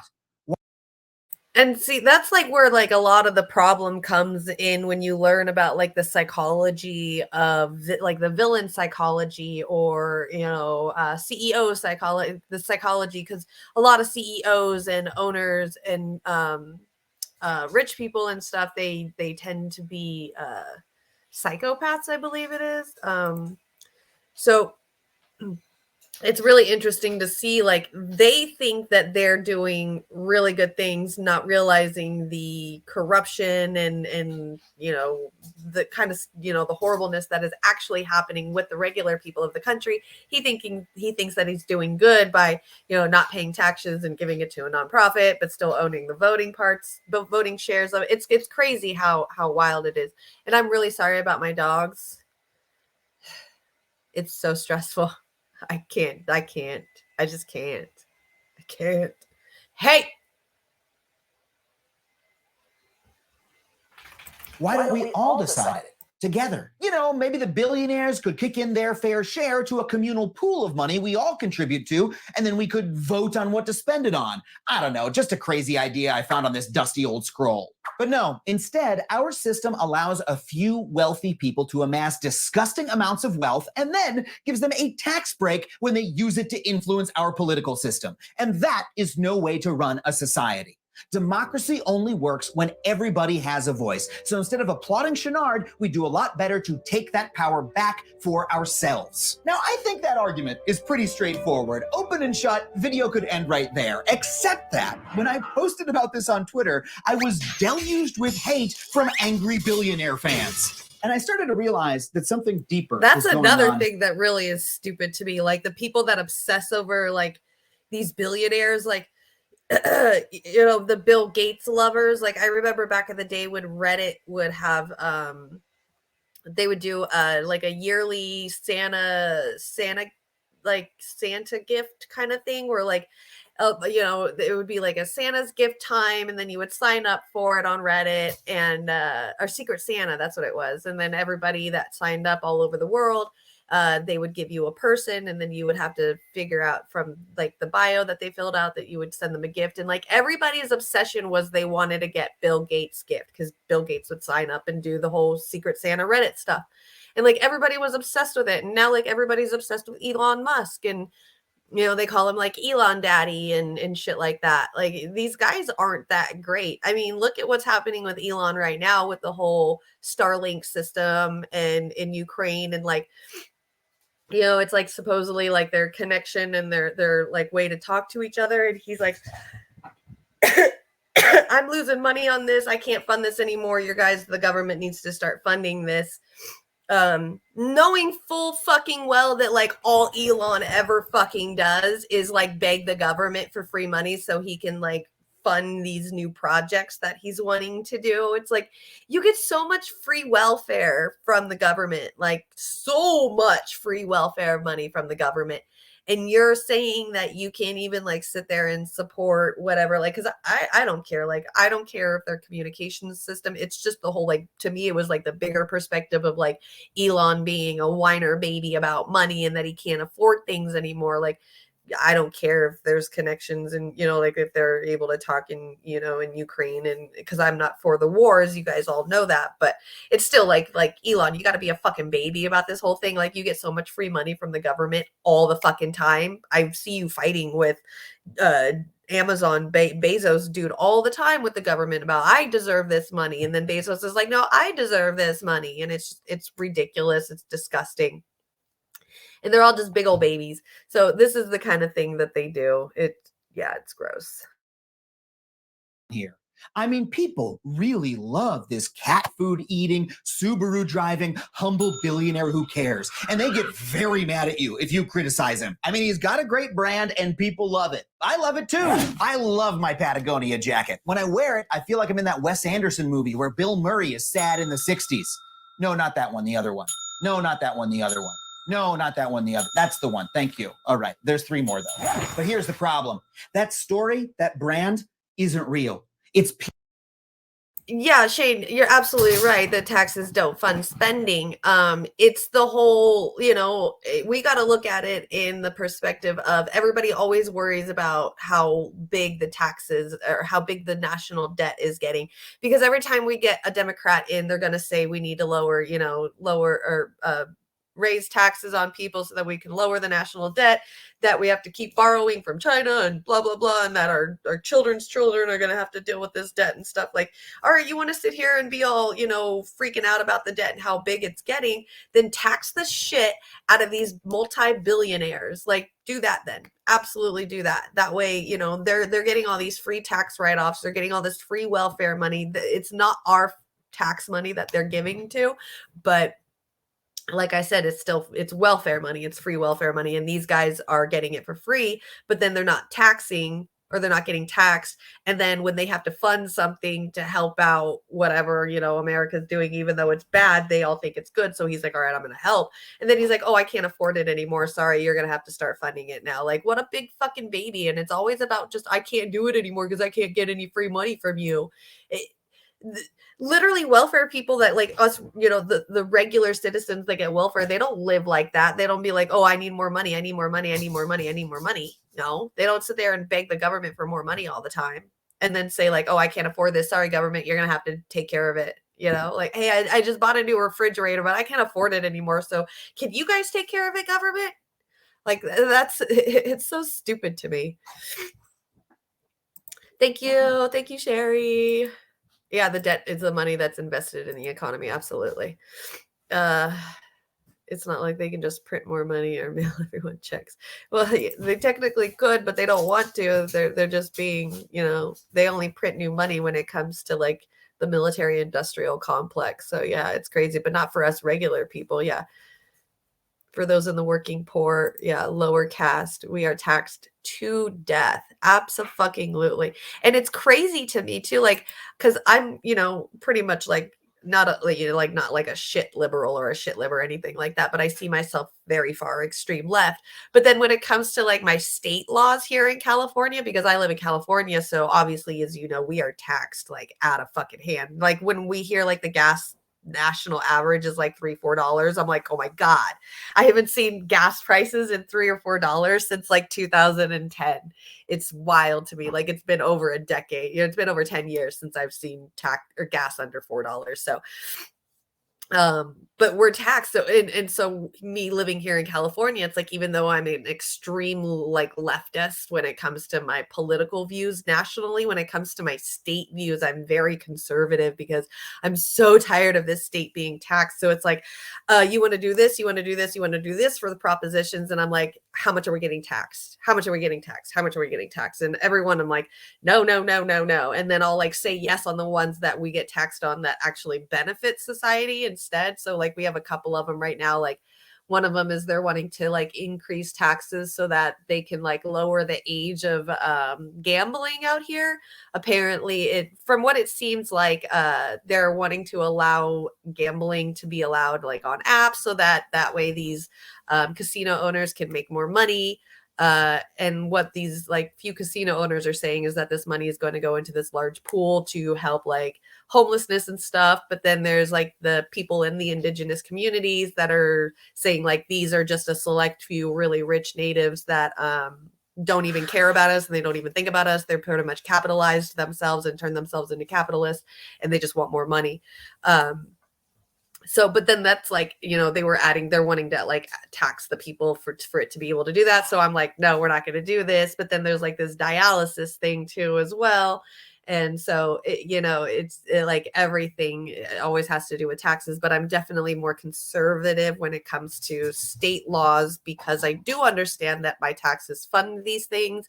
And it just never seems like what they say in the propositions when you're voting for them. Whether or not that, these taxes and stuff are actually going to go to where you think they're going to go to, like there's a lot of areas that feel like they're very well taken care of. They're definitely more of the rich areas out here in California. And then the poor places out here are extremely just not well taken care of. There's, the town that I grew up in, the Antelope Valley, which is like Lancaster, Palmdale, they've got like, 3 or 4 public schools and there's, they're just not really well taken care of. There's a lot of violence, a lot of gangs, a lot of things like that out there. But then they want to say like, let's keep adding taxes for whatever to help fund these things, but then they never go to it. The one community college out there is definitely doing really well, but the community college is literally in the section of the rich people. I think our mayor lives like right around that area. So of course the college right there is going to get good stuff. And like Quartz Hill High, that place is right there, the rich area. So that college or that high school is taken care of. But if you go to like AV High School, which is down in like Division Street in Lancaster, which is like pretty much the low end, the low area, the low income area. There's a lot of gangs over there. That's pretty much my old stomping grounds. And that school is horrible. Like the only thing that they did to make it better was put gates in the front so that way that the kids couldn't leave the school while they were there. Like it was literally prisoned up. And that's what they did to the school, was just prison it up. So it's just, you know, the taxes aren't going to the places that we want them to around here in California, and then we just get taxed the shit out of everything, like extra taxes because it's state tax. It's just wild to me. I'm not very conservative in my taxes when it comes to state laws, but definitely a little bit more conservative than I would be nationally when it comes to my money and my taxes. So you believe the issue in Cali is that they can't tax the rich at a higher rate, so they tax everyone higher. In order to change that, you need to edit the state constitution. I mean, the whole fucking country needs to do that. You know, I think that needs to be a national issue for sure. I mean, yeah, we could take it state by state if we wanted to, especially in the ones that are extremely high tax, like California and New York, and I think Colorado too, Washington, Oregon, things like that, for sure. You have no issue in lowering the gambling age, drinking age. If you're old enough to consent to sex or enlist in the military, you're old enough to drink, smoke weed. Yeah, absolutely. But I think they should even raise the age for military. I don't think the kids should be going into the military at all. I don't think that should even be an option for people. So, yeah.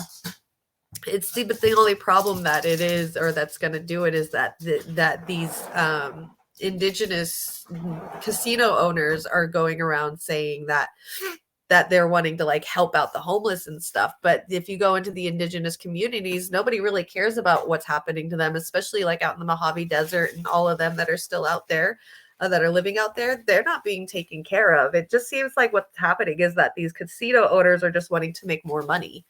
Just that's all it seems like is happening. So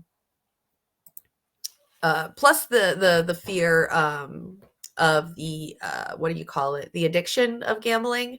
I've definitely met quite a few people who have lost everything from gambling. So it you know, when you can really get addicted to that stuff, and it can definitely ruin your life if you're not careful. So corporations and the rich used to pay most taxes, right? Yeah, but now it's the poor and working class paying most of the revenues collected. Yeah. I think it was like back in the 40s or 50s, I think that, or the 30s or 40s, I think corporations were paying up close to like above 50% in taxes. So when we continue watching, you'll see this one guy's only paying. Are you out of here? Okay, love you, bye. One guy in here, when we watch this video, I think he paid like 0.01% in taxes. So yeah, they funnel money from bills all the time, right? Taxes, fund spending in the state level. Yeah, exactly. Not on the national. That's why I'm a little bit more conservative about taxing things in my state when it comes to like state propositions and stuff. So yeah, I'm in favor of 18 being the age for everything. I'm libertarian on that, and I'd be in favor of France's alcohol policy. They have a lower rate of alcoholics because they don't make it taboo at age 10. I don't know. I mean, I understand, you know, wanting to lower the age to 18. I totally get that. That's totally whatever with me. I mean, when I turned 18, it didn't stop me from drinking anyway. So of course, they're just wanting to let like kids on apps, like 13, 14, 15-year-olds being able to gamble online. And you don't have kids yet. So you don't know the fear of your kid finding your credit card and going on their phone with it. And then the next day you find a bill on your fucking credit card for $10,000. I'm just saying. Kids don't, you know, if you're not old enough to even have a credit card or something, I don't think that you should be able to be spending money gambling on stuff. I don't know. It just doesn't seem right to me that kids be gambling on their phones. I don't know. I have kids, so it's a little bit different for me, I guess. All right, let's continue watching. PR. It's marketing. It's spin, baby. Let me tell you about a little place called Bentonville, Arkansas. So a few weeks back, I was booked to MC an event at Crystal Bridges Art Museum in Bentonville, a beautiful small town in northwestern Arkansas that also happens to be the home of one of the most lavish and expensive art museums in America. Why there? Well, a clue might be in the name you see emblazoned all over town, Walmart. Sam Walton opened the first Walmart store in Bentonville in 1962, and now that it's the largest retailer in the world, yes, larger than Amazon, its headquarters are still in Bentonville. Sam Walton is now dead, but his kids, the 11th, 12th, and 13th richest people in America, have poured money into the town. They've built miles of bike trails all around the surrounding area. They've preserved the beautiful, historic town square, and they've built a $200 million art museum. But that's not the only museum I visited in Bentonville that weekend. Housed in a replica of an old-fashioned five and dime store is the Walmart Museum, a monument to Sam Walton's humility and humble decency. I don't understand how that's humility and humble decency. It so reminds me of Trump. It totally reminds me of a Trump thing to do. It's that I'm so rich that I'm full of myself and I need to make a museum of how humble I was and how, how just like the regular person I am, but he still, like praise me. It's so gross. Yeah, still opportunity costs associated with these donations. Absolutely. Yeah, of course. That would be great, Sherry. That would be interesting to hear your perspective on this. Because I'm just taking this as a newbie listening and, with the basic knowledge that I have. So I never work for Walmart. They do pay more than the places I work by a couple bucks, but they treat their workers like shite and they only pay more because they were pressured for years. Yeah, absolutely. Yeah, don't go working at a Walmart. My sister, my mom, my godmother, a lot of people that I know have worked at Walmart. So it's not a great place to work at. And they kind of keep you in the same spot the whole time. They don't really update you or upgrade you. My mom's next door neighbor is the only person I ever know that went up to a really high position. But she's like a store manager in my old town. And she's been working there since like the early 90s. I think when I was a kid and we first moved next door to her, she was working at Walmart then. So yes, she still works at Walmart to this day and she's a store manager, but that's, 30 plus years of working with a company. So, and I think at that time it was like the 90s and the 2000s, they were like breaking down Walmarts and putting new ones up and making super Walmarts. Like where my town was, Walmart was just like changing places like girls change underwear. So, and building new buildings and then leaving the ones that were there just empty and unused. So exactly. It's an ego thing to make a museum of yourself, but you just wait to see it. Wait, you see it. It's like supposed to be how humble he is. Like, I'm so humble that I'd like to drive my old Ford truck instead of buying a new car. And here, let me put it on show for you guys. The truck that I drove around for years. It's so gross. I've heard they make you sing the Walmart theme song. I have no clue. That would suck. Oh God, no. That's America, work until you die. Absolutely. They have an exact replica of his shabby home office, which actually brought a tear to my eye because it reminded me so strongly of my own grandfather's office when I was a kid. And according to this museum, Sam hated money so much that he drove a beat-up old truck. And to prove it, they put the beat-up old truck in the museum. Holy shit, swap the pickup for a Subaru and this could be the Patagonia Museum. Now, there's something a little perverse in building an entire museum to tell people how humble and thrifty you are, but it works. People in this town love the Waltons, and when I struck up a conversation with them, they talked about the Waltons like they were family. Because of the Waltons' investment, the population of Bentonville has sextupled.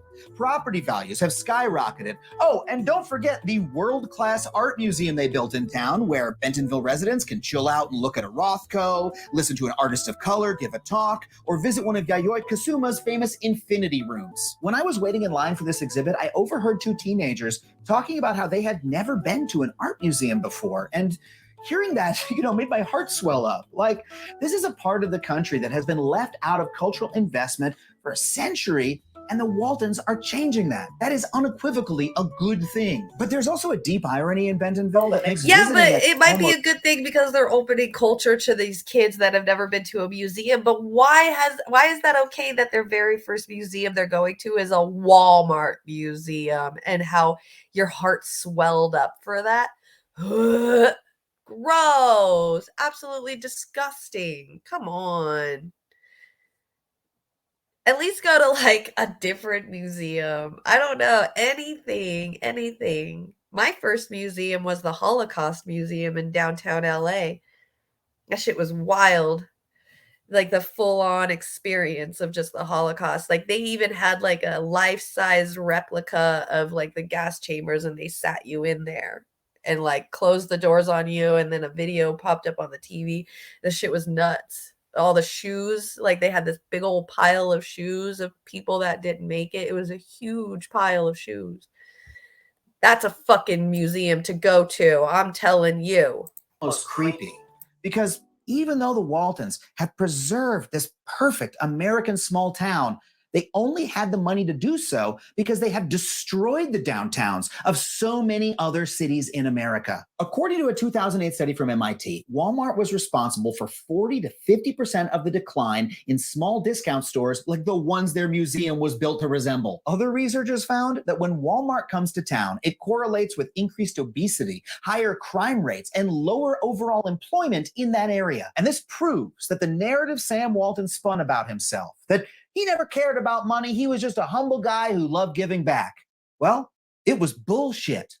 There are no accidental billionaires. The only way to make that kind of money is on purpose. This dude devoted his life to building the biggest, most profitable company he could, and then he used that money to tell a sweet and cuddly story about himself to distract from all the evil shit he did. And even though I don't think the average Patagonia wearer is a big fan of Walmart, it bears pointing out how closely the story Chenard tells about himself resembles Walton's. The reluctant billionaire rock climber who doesn't care about money, drives a beat-up old car, and loves giving back is a great story. But it's also marketing, and Chenard tells it because it benefits him and Patagonia to do so. I mean, how many made in Vietnam puffer vests have they sold over the years because somebody looked at them and said, hey, he's the good billionaire, I'm gonna help him save the planet. Hell, if you go to Patagonia.com right now, they are using that story to sell you more overpriced crap. But look, none of this is new. The truth is that billionaires have been telling this story about themselves since the first proto-capitalist took his first quivering steps out of the money swamp. Let's do a quick review of the Billionaire Bullshit Hall of Fame. Mark Zuckerberg got incredible headlines when he said he was donating his fortune to charity in 2015. Then it turned out the charity was just an LLC he controls that invests in for-profit businesses. For years, people have described Bill Gates as saving the world. He even made his own Netflix documentary about what a generous genius he is. Of course, that's before we learned he's a serial sexual harasser who became best buddies with Jeffrey Epstein after he was convicted of sex crimes. Bill was like, oh, this dude's a sex offender? Well, what's he doing Thursday? And finally, Warren Buffett. Like, that's crazy to me. Like, we were talking about that earlier, how everybody wanted to, get the free gift from Bill Gates because everybody loved Bill Gates at the time, Hey! Daddy Bill. So it's crazy to me. And then, of course, a lot of us now know too, like he became friends with Jeff Epstein. He was really close to Jeff Epstein. Like, you're not a good dude. It's disgusting. So, oh yeah. And then Warren Buffett, like, here we go too, like another one. Oh, decades of PR have described as so saintedly frugal that websites post listicles about how you can live as cheaply as him, with tips like eat a cheap breakfast. Yeah, I'm pretty sure if I ate Egg McMuffins all day, it wouldn't make me a billionaire. I'd just have a heart attack. I mean, this article literally says that Warren Buffett clips coupons. No, he fucking doesn't. Are you trying to tell me that Warren fucking Buffett gets up on a Tuesday, goes and gets the newspaper off his porch, takes out the advertising section and a pair of scissors and says, oh, look, Skippy is on sale? Fuck you. How gullible do you think we are? You know how Warren really extremely gullible. They think we really are that gullible because I'm pretty sure people would probably think that. So by not paying his taxes. When ProPublica got a leak of billionaire tax returns, Buffett was found to pay the least of any of his fellow plutocrats. Dude made $24 billion between 2014 and 2018 and paid a true tax rate of 0.1%. Even greedy little piggies like Bezos and Musk can't touch that. Instead of paying the public the money he owes us, there's the taxes. That's how much they're paying in taxes, but we're getting taxed the shit out of us. has famously pledged to give away his money to charity. Which charity, you might ask? Oh, just the one his buddy Bill runs with the ex-wife he cheated on. Wow. Billionaires donating to billionaires brings a tear to your eye, doesn't it? Now, if all of this weren't enough for you, it becomes piercingly clear that the entire concept of billionaire charity is bullshit when you look at where it originated. In the Gilded Age of the late 19th century, the OG evil monopolist Andrew Carnegie wrote an essay called The Gospel of Wealth, in which he famously argued that it's the responsibility of the wealthy to give away their fortunes during their lifetimes. He even argued that it's the duty of a rich man to set an example of modest, unostentatious living, shunning display or extravagance. So Chenard and Walton weren't radicals by driving beat-up old cars. They were literally taking their instructions from Daddy Carnegie. Now, critically, Carnegie argued for that kind of charity because he believed that the system that gave him such unimaginable wealth was a good thing and that it was inevitable. It was just the way of the universe. But even at the time, in the late 19th century, Americans knew that this was bullshit. They knew that Carnegie's wealth was the result of a broken system. And that That's because people were working tons and tons of hours for practically nothing. Kids were working. They weren't even going to school. Children were working, from like age 5 and shit. So yeah, of course, like these multi-billionaire rich people at the time thought that everything was going good because their life was going good. They don't want to look outside of their own bubble that they have. But the people that were actually living that life were not well at all. So it was just this fake thing. So they probably pretended to humble themselves in these papers and this public face to try to get people to think, oh, he's just like us. He's helping instead of just taking and hoarding all the money. But in all reality, they actually behind the scenes and loopholes and stuff were hoarding the money. Expense of the customers he gouged, the workers he exploited, and the political system he dominated. A political system that ensured workers had no right to organize, no minimum wage, and allowed plutocrats to hire thugs to beat the shit out of them whenever they asked for their fair share. Carnegie's Gilded Age concealed a rot at the core of the economy. And in the years after his death, the country went through a little something called the Great Depression. Turns out letting so much wealth accumulate in so few hands wasn't a great idea. The New Deal that Franklin Delano Roosevelt launched in response was strongly influenced by progressive reformers who were alarmed at the excesses of Gilded Age plutocrats like Carnegie. Roosevelt introduced stronger labor protections, a minimum wage, strong antitrust enforcement so that monopolies couldn't form, and perhaps most importantly, a high level of taxation on the wealthy. And it worked. The labor movement flourished, which led directly to the creation of the American middle class. Average Americans, average white Americans anyway, were able to make a living wage, save for retirement, and build wealth of their own. Wealthy people still existed, and they were still able to make money, but the age of titanic billionaires running the country as their personal empires seemed to be over. If you're trying to remember who the Mark Zuckerberg of the 1950s was, I'll give you a hint, there wasn't one. But over the following decades, starting in the 70s and 80s, the policies that created this incredible level of prosperity started to be dismantled. Deregulation of the financial industry, weakened antitrust enforcement. And that's it was like the whole thing happened behind the scenes to where people were just living their good life and they thought everything was going to stay the way that was, not realizing that these rich people behind the scenes were like, nah, we can't deal with this anymore. We want it the way that we want it, back to the way that it was. And now here we are again. It's like almost like this we're going to have like this fluctuation back and forth of fighting against it and then them fighting behind the scenes to get it back. So they're never going to want to give it up. Yeah, France is a clusterfuck of riots and crackdowns. Jesus, I bet. They fucking riot though. Those yellow vests was amazing. Tax cuts, welfare reduction, and the gutting of the labor movement all contributed to skyrocketing inequality. Most people, average Americans, saw their wages stagnate or fall.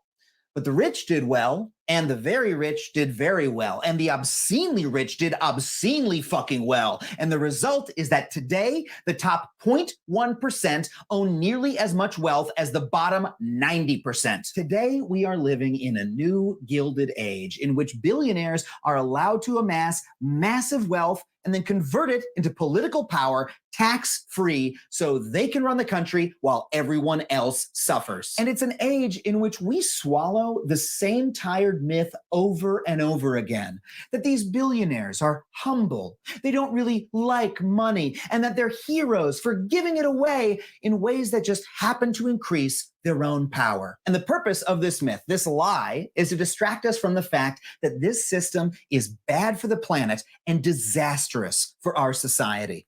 So no, I'm not going to applaud Chenard for donating his money to the planet. Instead, I think we need to demand policies that prevent guys like him from amassing so much money to begin with, and that put power back in the hands of the people where it belongs. And I promise, if we do that, and we can do it because we have done it before, you can keep your jacket. Hell, you can get a few more jackets. Maybe you'll even be able to afford an actual trip to Patagonia instead of wearing it on a logo you bought at the mall.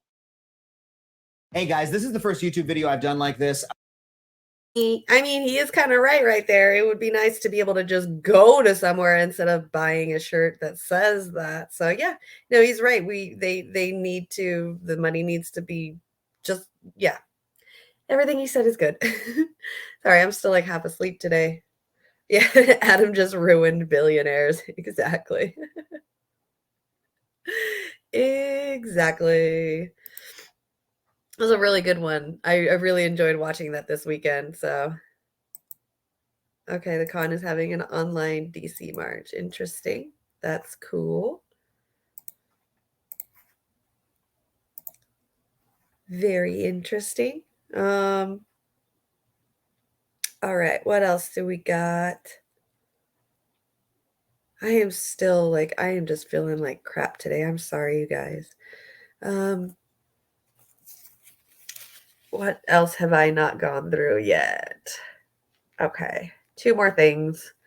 And then I'm probably going to get up a little early today because I don't feel good. All right. So another one from Amber today. Thank you for hooking me up. Ooh, thank you for hooking me up with this, Amber. This was actually just released yesterday. Okay, cool. Thank you, Amber. Let me pull this up. So yesterday this was released. It looks as though, I'm sorry for what this is.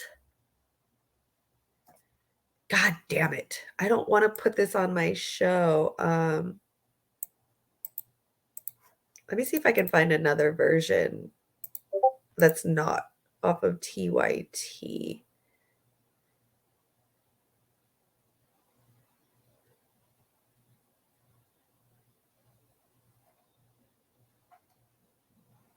Oh, so this was like 5 days ago or like a week ago.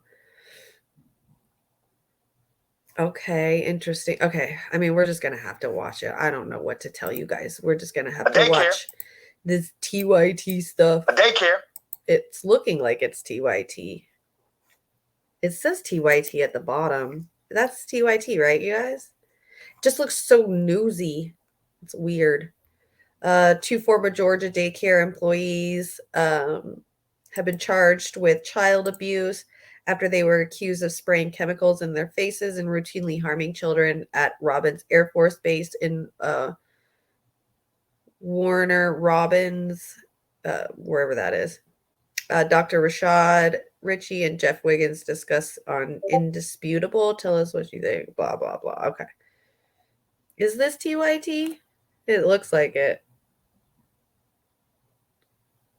But then it's also got like this newsy feel to it too. So I don't know. We'll just watch it. According to an indictment, decided to spray children in the face with chemicals, make them fight each other, engage in direct abuse, and more.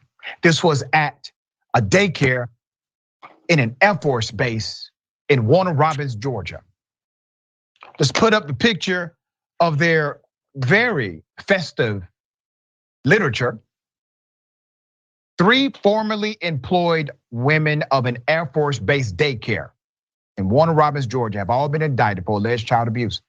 According to the Department of Justice, a federal grand jury returned a 30-count indictment charging 2 former employees and the former director of a daycare facility located on Robbins Air Force in Warner Robins, Georgia, with charges related to the alleged child abuse. So let me give you some background on these former employees.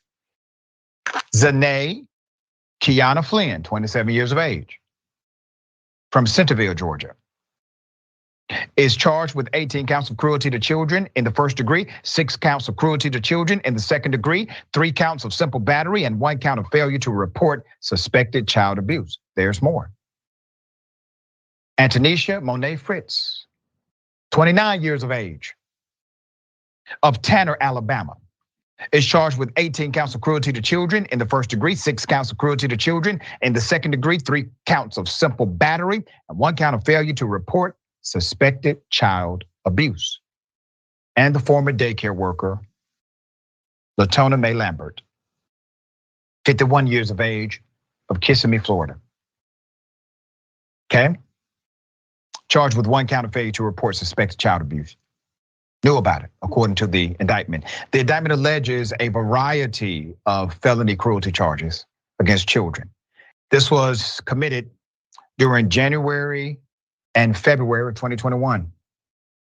The charges allege various forms of abuse did in fact take place, to include striking children, causing children to fight each other, forcing them to hit each other, spraying them in the face with cleaning liquid, seizing and shaking a child while threatening to strike them, striking a child in the head with a book, kicking them to the wall and stepping on and applying weight to their legs.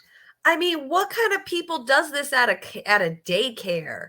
I mean, what do you think, because they're like Air Force children, they're military children, that they can handle this kind of thing? Or are you just like not supposed to be dealing with children and you think you can handle them and now you just lost fucking control, bitch? Like you these ladies are out of hand. How are they able to get away with this kind of stuff? How are any child daycare people allowed to get away with this kind of stuff? It's just absolutely shocking to me. It really makes you terrified of even wanting to put your kids into things like this.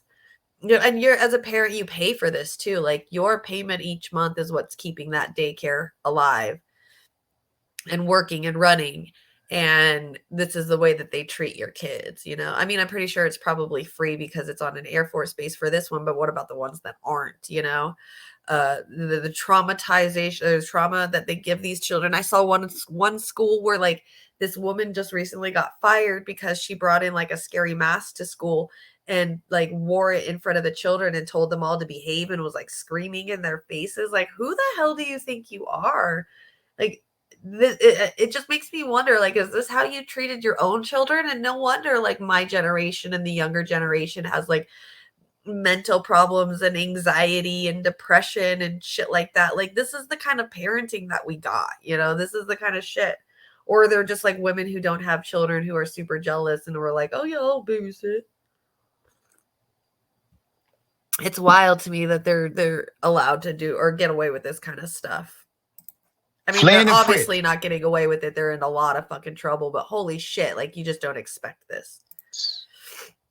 Were also accused of committing simple battery against children, with the indictment alleging that they lifted a cot with a child sleeping on it, causing the child to fall on the ground, struck a toy out of a child's hand, and then forced the child into a small enclosure and sprayed 2 children in the head and face with cleaning solution. Lambert, Flynn, and Fritz are each charged with 1 count of failing to report suspected child abuse, and they did not notify proper authorities of the abuse after allegedly witnessing it or have reason to suspect that it was occurring. Meanwhile, the child care page on the base's site has at the very bottom, let's put this up. It says right there, child abuse and neglect. It is the policy of the Family Child Care Program that any suspected abuse or neglect be referred to the base Family Advocacy Office, and they provide the information. A statement from the base has also been released. They say, and I quote, the Air Force The Air Force Base said in a statement, properly caring for our airmen and their families is of utmost importance. Our airmen should have confidence in the care provided to our Child Development Center, the statement added. We are fully supporting the ongoing investigation and reviewing processes to ensure the appropriate measures are in place to safeguard our children. The DOJ is still investigating. This is an ongoing investigation, according to them. Parents and guardians of children who are under the care of the defendants that have concerns about their child are encouraged to contact the Robins Air Force Base Family Advocacy Program at 478-327-8398 during regular business hours. Per the United States. That's good that they're doing stuff and the Air Force is trying to get some, the DOJ in and try to figure out what the hell happened over there. But I can't believe that it actually happened. That's what was shocking to me. This is the stuff people used to understand. We've forgotten about it because we fell for neoliberalism, right? Absolutely. Yeah, it's clear we need a new deal for sure. Absolutely. Need a new deal. Department of Justice. Stories like this boil my blood. Children, there is nothing a child can do. Nothing a child can do. We will highlight these stories. I keep skipping because I don't care about his own certain opinions on things, because it's TYT, so I was just kind of skipping through. But every time I skipped through, he had his pause in between. He does a lot of pauses, takes a lot of breaks. It's a weirdo. It's so funny. He's super serious, blah blah blah. Blah blah blah. Blah blah blah. It's so funny. But I guess that's the story on that. Let me see if I can find anywhere else that's talking about it. I mean, most of them in here that are on this are extremely short. So this one, okay. This is the one I was telling you guys about.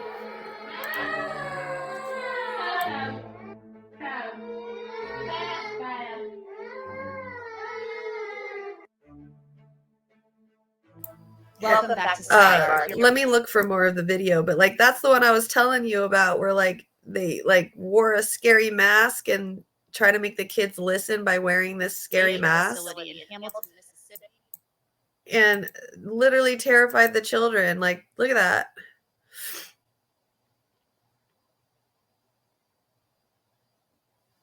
You don't know what kids are scared of what, and how kids are terrified. You don't know this kind of stuff. So why would you even try to do this to little children?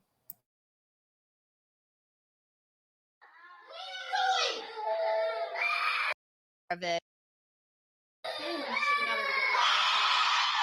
didn't think about driving.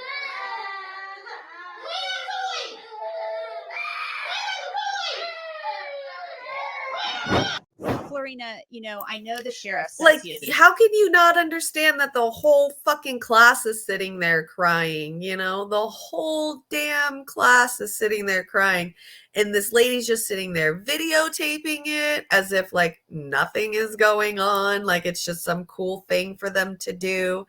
Here's another one. Because I suspect that's exactly what the sheriff is looking into with this prior complaint. So the question now becomes, what other issues existed? Is this a pattern of ongoing behavior? Perhaps there's other videos maybe on social media. Perhaps there's reports that were filed internally. Maybe there have been complaints to their local Department of Health. And potentially as a result, if this is an ongoing pattern, if these employees are being hired negligently, if they're not being properly supervised, the licensing that this daycare center Yes, they're has not could being be taken supervised. away. I think the hiring is all They may bad. need to shut down, depending on what it is that's going on. Of course, if this is a purely isolated incident, maybe they'll be fined, maybe they'll be reprimanded, and that'll be the end of that. But if it's more than an isolated incident, which knowing now that there's a second video from before, potentially this really could be an ongoing pattern of poor supervision.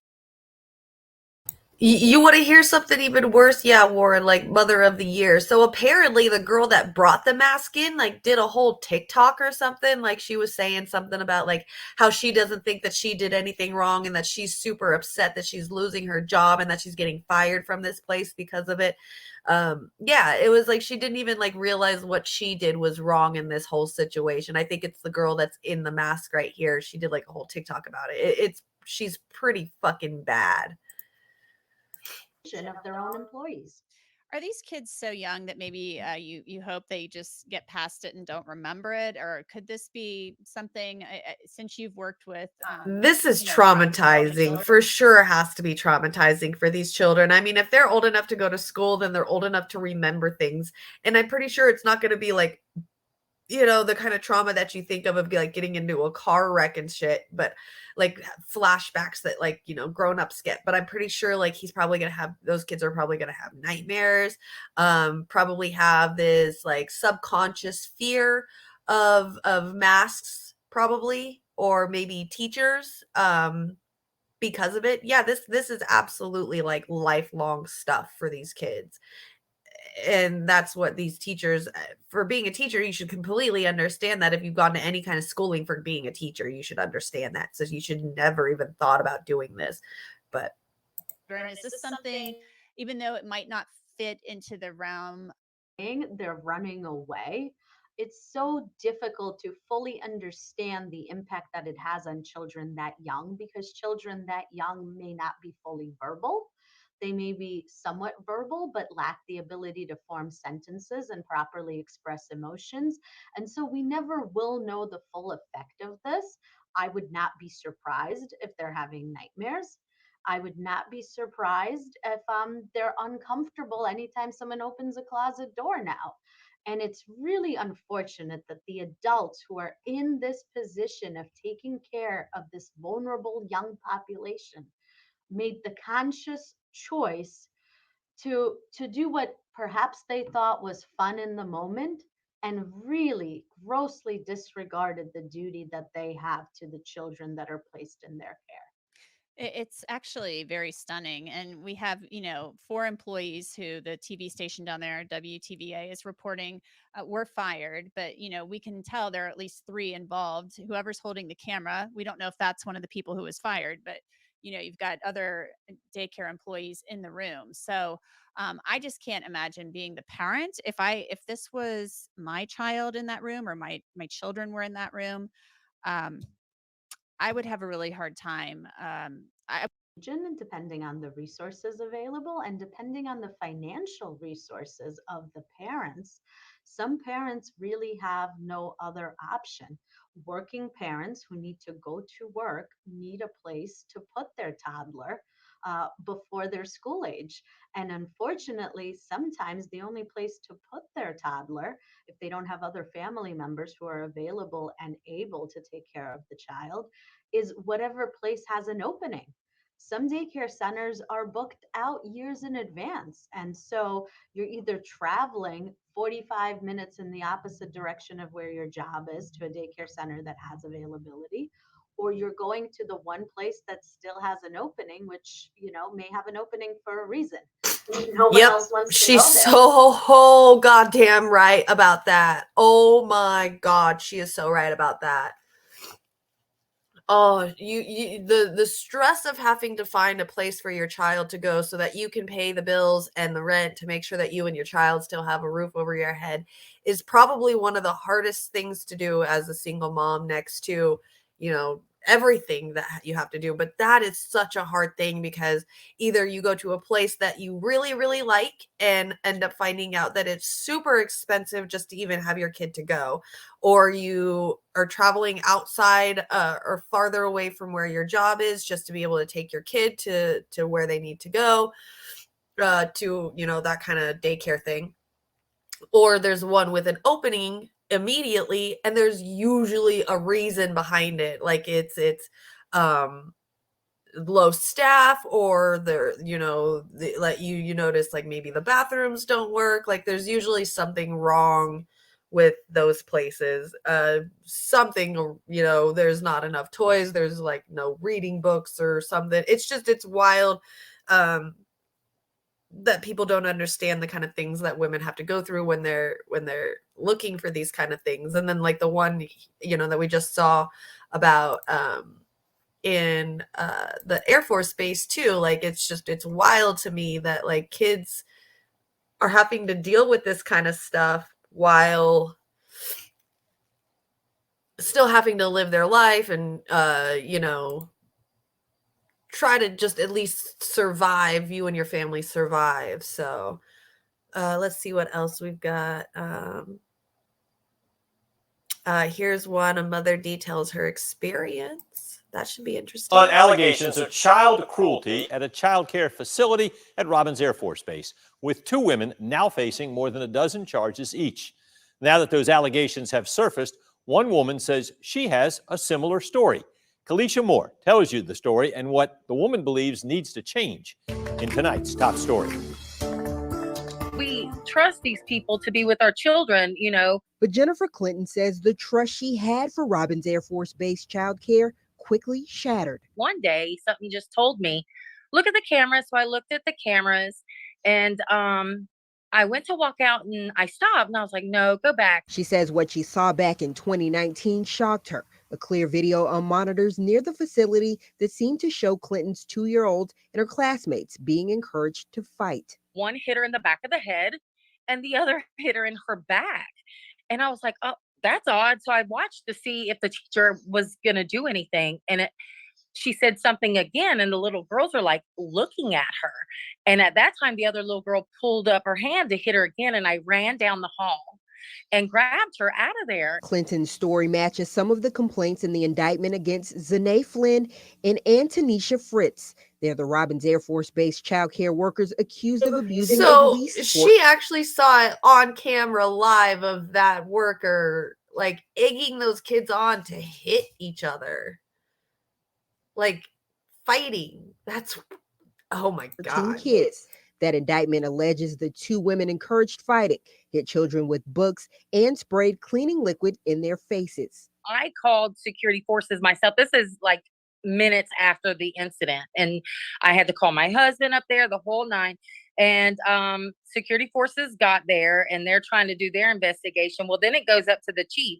I never heard anything else. According to the Department of Defense, child care staff must complete a minimum of 24 hours per year of training against child abuse.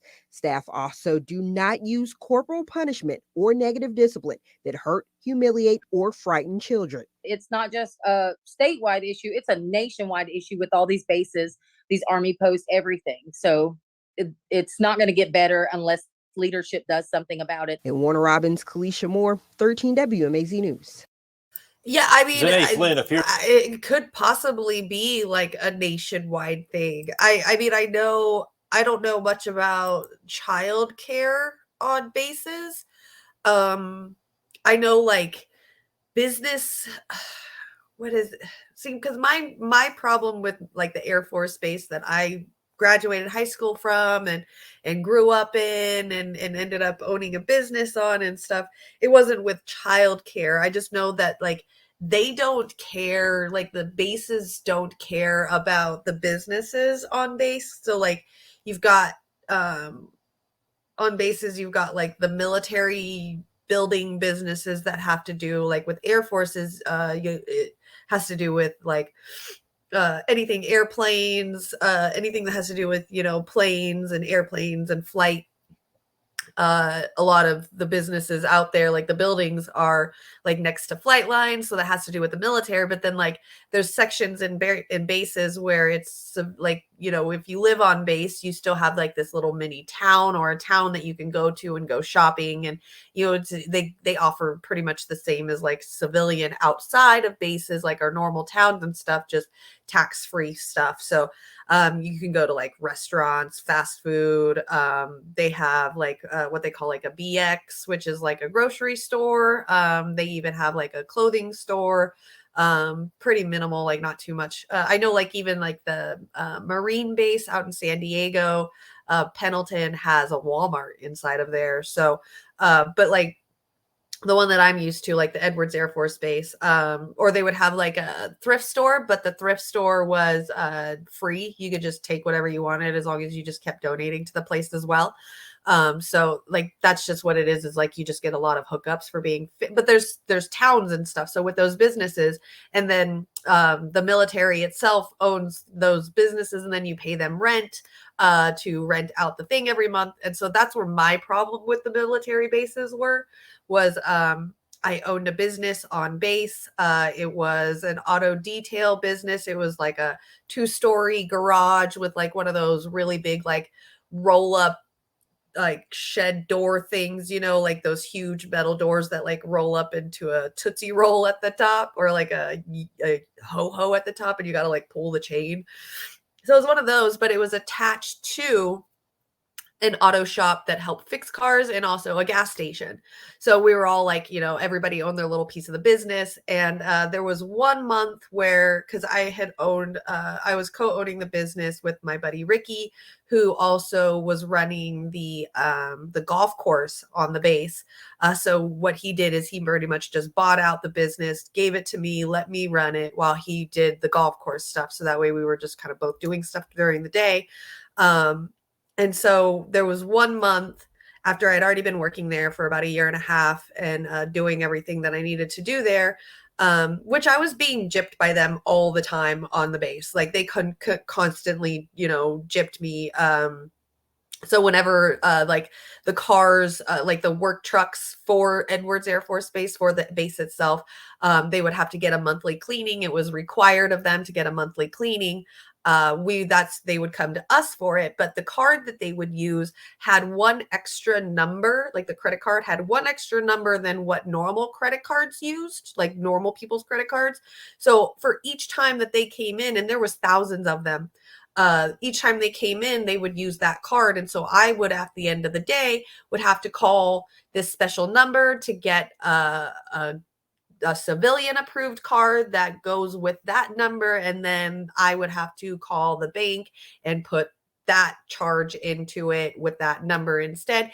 It was so much hell. And a lot of the times, they never answered. They never helped. I think out of the 2 years that I owned the business, they only did like 1 week's worth of payment back for those cards. Out of 2 years of washing them, I've only gotten 1 week from them. So they gypped me out of a lot of money. And then there was 1 month where I was super busy that month. There was just a lot of things going on, especially because I not only owned that business, but I also went to work at nighttime as well. And then I had to take my kid to school in the mornings. And then be there for her when she got out of school. It was just a lot going on. And so I had given him the money to pay the rent for that month. And for some reason, I guess he ended up never paying it, because like the next 2 months I was just paying rent like normal. And one day I got called into this back room of this building with them. They called me that like I went into my business, and like some dude, I had no idea who he was sitting behind my desk with all of my stuff there. And I was like, who the hell are you? Why are you here? And he's like, you need to go over to this building. You can't work here. So I went over to the building, and this lady's like, yeah, come into this come into this room right here. And so she sat me down, and all of a sudden just this big burly dude comes in, sunglasses, got the suit on and everything, totally looking like a man in black kind of thing. And stands in the back corner of the room, and she's like, you can't own this business anymore. You missed a month's rent. You didn't pay this month. And you either give us the money right now, like the full amount of month's rent right now, or you're never going to have your business again. You can't even go in there and get all the stuff that you brought from home. Or I was like, I have stuff that I brought from home in that business. Like, okay, for one, I didn't even know that he didn't pay. And for two, I don't have that kind of money right now. Like I would need to, gather up that kind of money. And for three, like all of my stuff was at that business. Like literally things that I had bought with my own money, things that I had brought from home, like, a futon that I had brought from my own house. So that way people had somewhere to sit and hang out while I was washing their car. It's just, little things like that. And she's like, no, you can't have any of that stuff. And so I think she brought the guy in there was so just in case like I freaked out and got violent or something, he'd probably shoot me. So I fucking just cried, and I knew that he was going to be there to kill me if I tried to do anything. So I just walked out and cried, went there to my business, went in there, took a bunch of video, told the guy, fuck you. I don't even like you. You're a fucking piece of shit. couldn't take anything. He wouldn't let me take a fucking thing out of there. And I left the base, and to this day, I've never gone back to it. So that's a long story. Definitely not anything to do with, like, the children, the daycare thing, but the lack of care that they have for the civilian population of that area definitely shows in bases, in all situations, all shapes and forms. After that, I end up finding out that they had opened a Firestone tire company on base, which offered a car wash, like one of those drive-through ones. So I had a feeling that they were probably trying to get rid of me anyway and didn't want me there. I was definitely a stripper at the time too, at nighttime, a dancer. So what I would do is I would try to give these dancers extra jobs so that way they can just have a little bit more income. So I would only hire the girls that I danced with to come and work with me during the day. Of course, we would look really cute, little short shorts, tank tops, things like that, to try to, entertain the soldiers, I guess you would call it. As we would call it at the time, just entertain the soldiers. I would always say we would feed the bots. That's what I always said. We'd feed the bots. But it was just something good for us girls to have as an extra income, especially some of us moms who were dancing at nighttime and wanted some more money. So, I knew that because we were known as that and we were doing that, I'm pretty sure that they didn't want us there anyway. So just the lack of care of the military industrial complex and the military system of regular people, it definitely shows. And it definitely showed with this whole situation with the children too. So long story, very, very long. Sorry about that. I just wasted like 13 minutes on that story alone. So I will be clipping that out later. Not to use or anything, but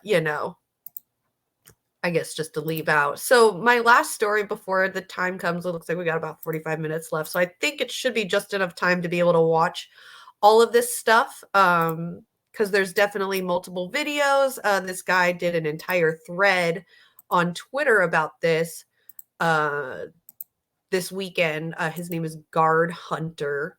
I don't know who the hell he is. I'm not following him or anything. It just seems like he's the one that's came out with it. So this girl, she is known on Twitch as Amouranth. She is also known, I believe she's a porn star, definitely sex worker. She's one of the girls on Twitch that started the hot tub live streams. She also has an OnlyFans. So she, from what we've all known, we've been thinking like Slay Queen, this girl makes a butt ton of money, like a lot of money. I heard that she was raking in like 500,000 or 500 million to about, or 500,000 to about $1 million a month, just from doing this stuff alone. To the point to where even there's a boy who used to do Minecraft who now dresses like a girl because he makes so much money. He decided to try it out, ended up finding like this, this little fan base that's enjoying him dressing up like a girl, and he makes so much money and donates it and helps out people and things like that. But he's the guy that figured it out, a guy version of doing all of that. So this is what she does. She makes a ton of money. Like, she practically lives my dream life. She's so rich, it's ridiculous. But she's pretty much figured out the algorithm. She's figured out the trick of the internet, and a lot of us girls were extremely, there's a lot of people that hate her, of course, because with a lot of popularity comes a lot of hate. A lot of people say that she's not really a streamer or anything like that. She's just, a porn girl who's getting away with things on the internet. So during this weekend, she got into an argument, or she was already in an argument with her husband. And so during this argument, he had thought that she was had stepped away from the camera, that she wasn't on screen. So he decided that he was going to go off on her like he normally does, probably when the screens are off and the cameras aren't on. And so she decided to hit the unmute button while he was going off on her, which ended up revealing how verbally abusive this guy absolutely is to her. It's really hard to kind of hear some of the things that he was talking about and the manipulation and the gaslighting that he was doing. So it started off with him saying something to her earlier in the day. She did not hear what he had said, so she didn't think that he had said anything. And so that's where kind of the argument starts, is like him thinking that she's not listening or not hearing him. So what he did is he threatened to murder her dog, so that, or unalive her dog, so that he could catch her attention. I guess that's what he did, was say that so that he could get her attention. But it got her attention. She's like, whoa, what the fuck? Like, how are the fuck you even saying this kind of thing? And so he just kind of doubles down on the gaslighting and everything. And so there's a whole thread of it, like just the whole thread of them talking, the screenshots or of text messages that he sends to her, the things that he did, the way that he controls everything, the way that he threatens to ruin her entire career just because of this one fight, because she didn't hear him. So we'll get started and watch this. So this says Amouranth has revealed that she has a husband, along with revealing his abuse. That's another thing too that we'll probably talk about a little later, is the fact that these asshole dudes are going around saying like they're not even worried about the fact that she has an abusive husband. They're like pissed off at the fact that she lied and said and is married, and everybody's been giving her all this money. But we'll get into it a little bit later, because there's a thing that goes with that too. So he's threatened to kill her dogs, take all their money, and forced her to stream. Another thing too that we're finding out, that this is like not something that even she wanted to do herself. This was something that he kind of forced her to do to make a bunch of money. And now he's like holding it over her head and threatening her with it, now that she's actually making really good money and enjoying it and, you know, doing good for herself because of it. So, all right, let's watch. Why did you say you were going to kill my dogs? Leave the house. Okay, I can leave the. You know what? Actually, I shouldn't leave the house because my dogs are here. We'll take the dogs and leave. You're asking the question, I'm telling you, and you're interrupting my fucking, telling you. Literally. What are you saying? You just told me you were going to kill dogs if I didn't do a 24-hour stream. Nope, did not say that. Now you're just fucking being a liar. I'm not. I said I'm going to tell you what I said in terms of the earlier. You're saying you did not say that. I tried to tell you what I heard from you. And then you called me a liar. Then you tell me, what did you say? What are you even talking about? You brought up the dogs out of nowhere. Exactly. So what point is it improving? See? You're proving my point right now. What? I'm asking you to... I don't even understand what you're saying to me. I know. That's my point. My point is, are you listening or not? If you're not, then get the fuck out. I'm literally listening, but you're not making any sense. Well, no, you're not listening, because it makes perfect sense. I'm going to say it one more time. If you don't get it, I need you to get the fuck out. Wild, right? Like the gaslighting and shit. I mean, I know it's a little cut, but holy fuck. All right. So here's the next one. The therapist even told him that it's a form of like psychological abuse, and that I'm basically living in a fancy prison. And then he was changed for a bit, and then the hot tub meta arose, and he was like, oh, this is an opportunity. And then he turned into an asshole again when I agreed to commit to the grind because it was a good financial opportunity for us. I've been wanting to tell people that, like, let's just stream together. Just tell them that we're fucking married, because it's like our relationship would be better if we just stream them. And it's fighting all the time. No, Mister, don't say that, because it's gonna ruin the business model. It's not time yet. Fuck yourself. I'm done with it. I'm not gonna fuck you anymore. You want me to tell them I'm single? It's about to be true. Piece of shit. The therapist even told him that it's a right, girl. Like, you need to get the fuck out of there. I mean, if your therapist is telling you that that's a form of emotional manipulation, then yeah, get the fuck out. Like, obviously he's the one that started her doing it, and now he's the one that's being super controlling of her, and then, you know, not allowing her to, you know, like they were saying, a fancy prison. And then she's like wanting to give it away that she's married and just be on stream instead of fighting all the time, be on stream together. And he's the one that's saying, no, this is our business, probably because he's got access to like Well, it is because he has access to all of her accounts and everything like that. Like, he's got all this money. He's living the good life. He's probably doesn't even have a job himself. He's probably some loser. So in that part, it says he forced her to continue saying she was single and commit to being a hot tub streamer. So that was that part. And then another part is that he threatened to leave her with only $1 million and to burn everything on crypto. The terrifying part is that he has control over all of her accounts. I'm going to leave you with 1 million and I'm going to take the rest because I worked harder than you. It's like, and if you don't agree, then I'm going to burn it all in court. I'm going to put it all in fucking crypto. Just always threats, always threats. All the fucking accounts are like two-factor under his number and he has all like the login information of things, it's like keeps you there with the fear and the threats. You fear that he's going to do something to your animals. And then he's nice again and says everything's gonna be okay. I'm gonna leave you with 1 million and I'm gonna take the rest. Definitely an abusive person, obviously, because that's exactly that atypical thing where they're really abusive and then they're like super, super nice again once they get their way. So yeah, it just seems like that's the way that he's doing it. Here's some more. It's like, next time when I say plan, do it. Dumb fuck, do you understand? Like, what plan are you talking about? It's like, fuck this, I'm calling you. So I disappeared from stream. Take the call.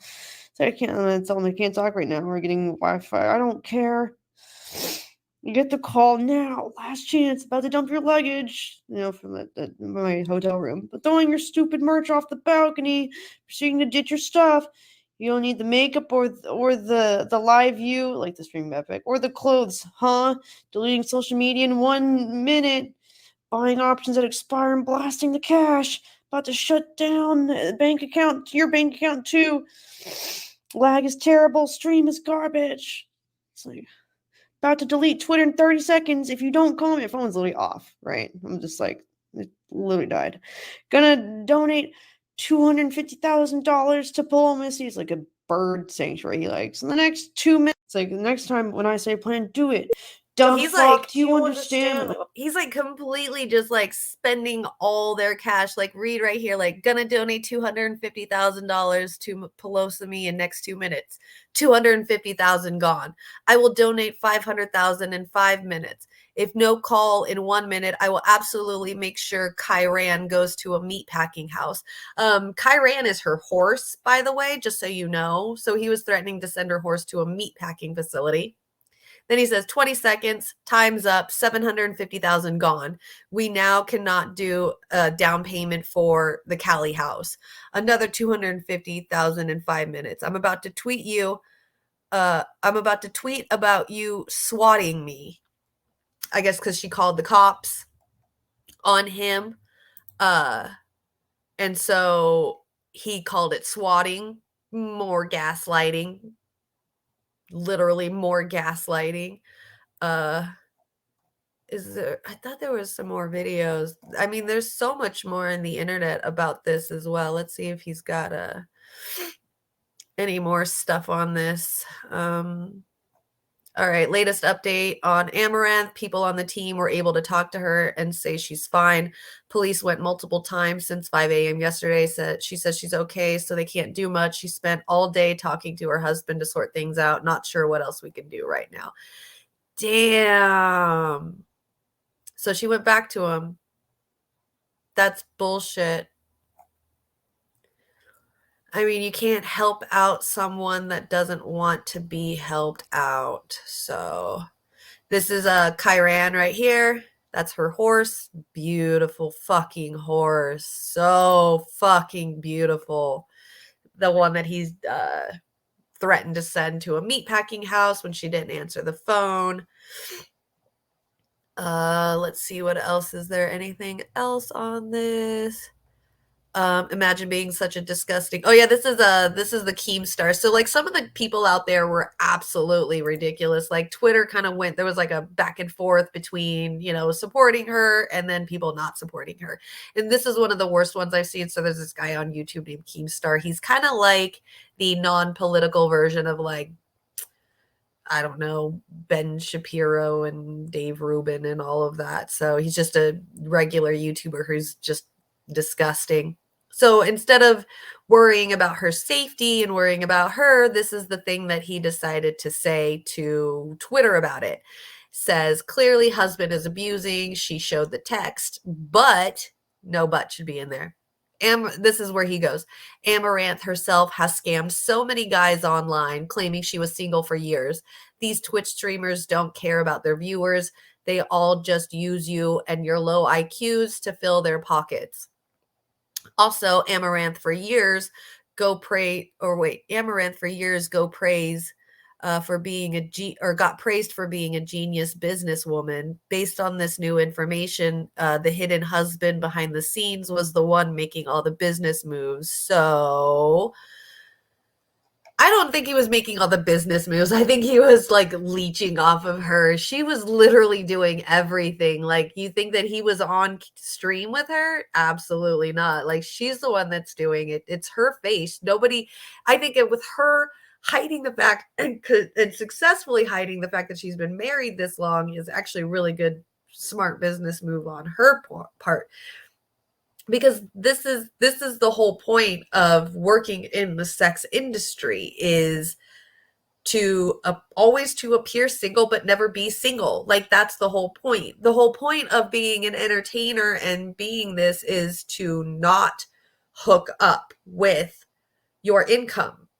You guys think these guys thinks that this is a scam that women do, but they walk into this without doing the proper research, or it's like somebody going to a new job and saying like, yeah, I want to do this and this and this, but then they get to the job and they end up getting really hurt because of it.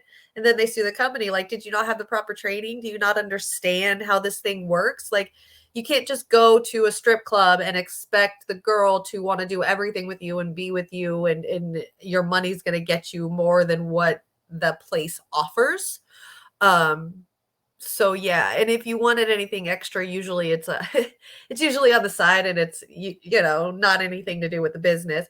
But like with this content creation streamer type thing, like, this is exactly what these people are supposed to, these entertainers are supposed to do. They're supposed to appear single but never be single. It's part of the industry. It's part of the sex industry. That's why people, you think that these porn stars that are out here making movies and stuff and films, like, they're really living this, I sleep with my, stepdaddy, and I sleep with my stepsister and all that. Like, you really think that that's what's happening in real life with them? Like, they don't have an actual life outside of this, that this isn't their job?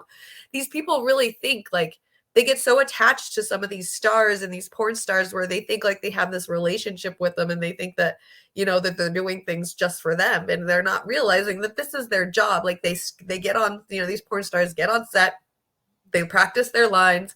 There's more time in the porn sets that is there to get the set set up, get the whole area, the location set up, get the lights, everything set up. And doing the lines, running the lines, and recording the lines takes a lot more time than the sex. They usually leave the sex for like 30 minutes at the end of the day, when everything else has already been done and shot. Even stills, what they call stills or pretty girls, the pictures of everything that you see on like the front or the backs of the porn DVD cases, those they'll pretend like they're having sex. They'll not actually be having sex, or they'll just like stick it in really quick, and they'll stay there, and they'll stay and they'll pose for the pictures. So those are what the pictures that are on the back and the front for. So a lot of, like I said, a lot of the sex stuff waits at the end. So usually they'll take like 30 minutes at the end of the day when everything's done and filmed, to do the sex part. They usually have about 2 to 3 cameras, so that they can have multiple angles. And also too, they'll do the softcore, and then they'll do the regular. So that way, like, if they want to get on Showtime or HBO at late at night, they'll do 2 different versions of the same sex scene, one without penetration, one with penetration. So that whole thing, like it's just all acting. And then once they're done, they go home, they take a shower, they hang out with their friends, they do whatever, it's just like a regular work day, an 8 to 9 hour work day. It's literally the same. There's no different. But then these guys on here think like, oh, they lied, they schemed to us. Like, you think that your favorite porn star isn't technically with someone right now? Like, they have a life too. Just because they go and have sex for work doesn't mean they aren't attracted to people and can't have regular relationships, even marriages, even families.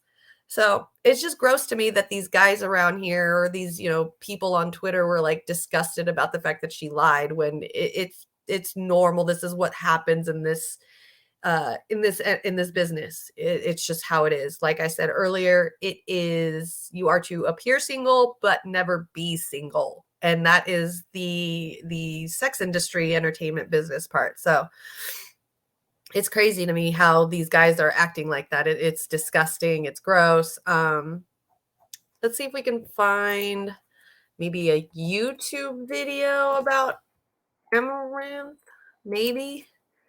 Amouranth. Let's see.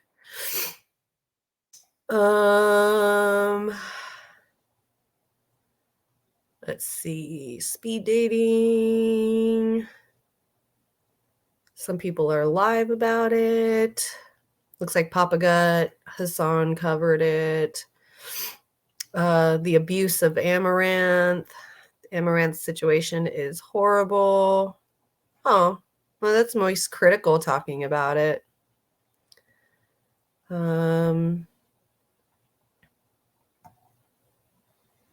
World's Richest Girl reveals she has a husband and he is a total monster. All right. You guys want to watch like Moist Critical about it? Looks like I've already watched it. Huh. This is one of those heavy situations I don't usually like to talk about. I usually aim for the goofier story. I'm missing like the hinge and everything, and then shows damage to a nearby wall, and then be that she's being abused because they're not a fan of her streams or the fact she has an OnlyFans. It's absolutely fucking despicable shit. Exactly. Because I'm going to let you say what you think you heard. But then I'm going to say what I thought I said. But you can't out of your mind because I'm not going to your... What are you saying? Why did you say you were going to kill my dogs? Leave the house. Okay, I can leave. You know what? Actually, I shouldn't leave the house because my dogs are here. We'll take the dogs and leave. The man's voice you're hearing on the phone that sounds like a 9-year-old getting his balls squeezed at the doctor during a physical with that helium-high, screaming, screeching voice, that's her husband, and he's melting down over an argument they had earlier. And I'm going to tell you what it's about, but you're not going to believe me. I watched the whole VOD, and I can confirm, based on everything I've seen here, this argument was because she didn't hear something he said. That simple. So he had asked her a question, she didn't hear it, and said, I didn't know you asked a question, basically. She said that, oh, you didn't ask me that question, but he believed he did. So her saying, you didn't ask me that, he took as a personal insult, and it led to this massive blow-up. That's what started this whole thing, because she didn't fully hear the question, so didn't know what was asked. And in response to that, in order to prove a point, he threatened to kill her dogs. Totally reasonable thing from a rational person. I'll go ahead and play his side of that statement. Why are you pausing? You didn't ask a question. You said a statement. Did you say that? No? I tried to tell you what I heard. Did not say that? Are you saying you did not say that? I tried to tell you what I heard from you. And then you called me a liar. Then you tell me, what did you say? No, I did. I said it on purpose. I said it to show you how easily distracted you are. There was no condition. You're lying. You're literally lying to me. I said this. Stop. I said, you're going to tell me what you said? And if you lie, or interrupt my part, I'm for your dogs. That's exactly what I said. So Big Bang Theory over here hatched the genius idea, a galaxy brain scheme, to prove that she wasn't hearing everything he said. He then threatened her dog's life. His whole chess master checkmating move here was, I'm going to threaten your dogs because I know you're going to focus on that as opposed to the other stuff I've said. You know, the same response everyone would have, right? Oh, you're not listening to me? I'm going to go kill your dogs. Oh, well, you heard that? Weird. Which is absolutely not a regular fucking thing to say. It's disgusting what he did to her, so absolutely disgusting. Let's see what else. They've got other conversations, but in response, she had her shit broken by him and had her phones taken away by him. Literally got physical with me. And then like fucking tried to take my phones away because he was gonna destroy my PC when I recorded it. Now he's just trying to say bullshit because he knows he fucked up. He just admitted he was lying. Fucking asshole. So she tried gathering evidence on her own. It was destroyed. She tried calling the police. Apparently that didn't go super well either because he took her phones away. Like, what the fuck else is she supposed to do? I think this was a very good course of action here and publicly airs it all out so that way this can help her in her case in getting away from him. Now, he didn't know this was being streamed, obviously. He was under the impression she had stepped away to take the phone call, but she came back after, I'm guessing, the threats against her dogs and just unmuted and did it publicly. And I do think it was a good, I think it was a good decision. I was redrafted. Let's just send it now. What are you sending? The false fucking swatting of your husband.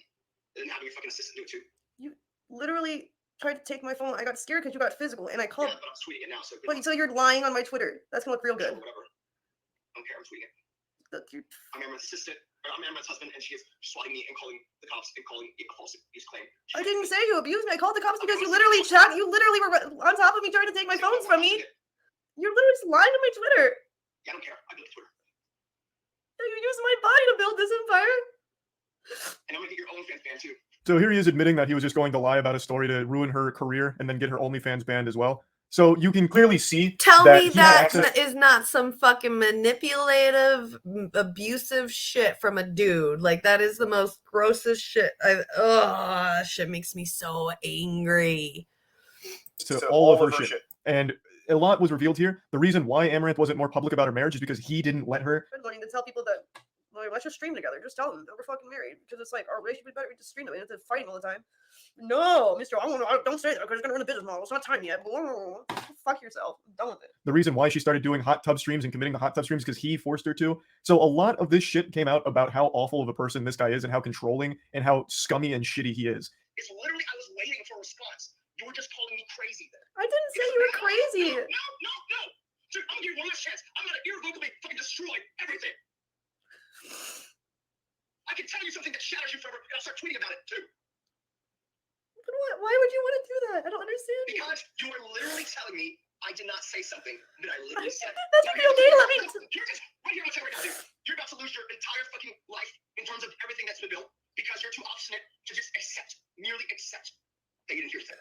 I'm already very forgiving about that. This man is so insecure, sensitive, and embarrassing that he just keeps believing that because she said you didn't say that, he is taking it as an insult against his intelligence, and he won't stand for it. He believes that she is calling him crazy, and she might not be calling him crazy, but I, as well as everyone else who has seen these clips, is. This man is fucking unhinged. He is crazy. This man is nuts. And he's downright dangerous, I would say. To be threatening the lives of his dogs, also makes threats against our horses about how he's going to sell them to meat packaging plants or some shit. Like, the man is not a safe person to be around. Now, one other thing I'd like to get into before showing some more clips is the brain-rotted take that keeps floating around about how this is all manufactured drama and it's fake for the sake of exposure and clout for Amouranth.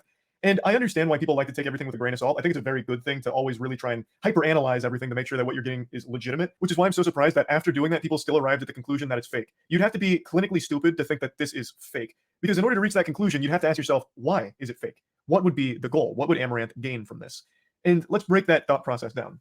Why would she fake it? She's already reached like the pinnacle of internet success. She makes over $2 million a month from streaming and OnlyFans. Like, that doesn't even count like merch or anything. So she's making plenty of money. So she doesn't need money. So that wouldn't be a reason. She doesn't need exposure because she's one of the most popular streamers on Twitch and most popular OnlyFans models. So that probably wouldn't make any sense. So why would it be fake? There's nothing to gain. There's only things to lose because now it's public that she's married. So that would be a detriment. Even though it's something she wanted to share, there are those delusional weirdos who believe that by donating money to her, they get to date her. Like, that's obvious. So this coming out doesn't help her in any way. There'd be no reason why she'd fake this for anything because she has nothing to gain from it. It's just a nonsensical take from people that clearly haven't thought about it for even an iota of a second. I mean, like, we're in the house now. It's like next time. Mostly just because of like men that other than men that don't think at all, but it's just these, low self-esteem dudes that sit there and think that they have a chance and they don't. And so they go to the conclusion of, like, they're just pissed off at her for lying. So they're like, oh, well, she's just doing this to more clout and blah, blah, blah. It usually when, Don't fuck, do you understand? I'm plenty talking about it. Fuck this. I'm calling you. So I disappeared from stream. Take a call. So I can't tell me I can't talk right now. We're getting Wi-Fi. I don't care. You get the call now. Last chance. About to dump your luggage. From my hotel room. But throwing your stupid merch off the balcony. So you can ditch your stuff.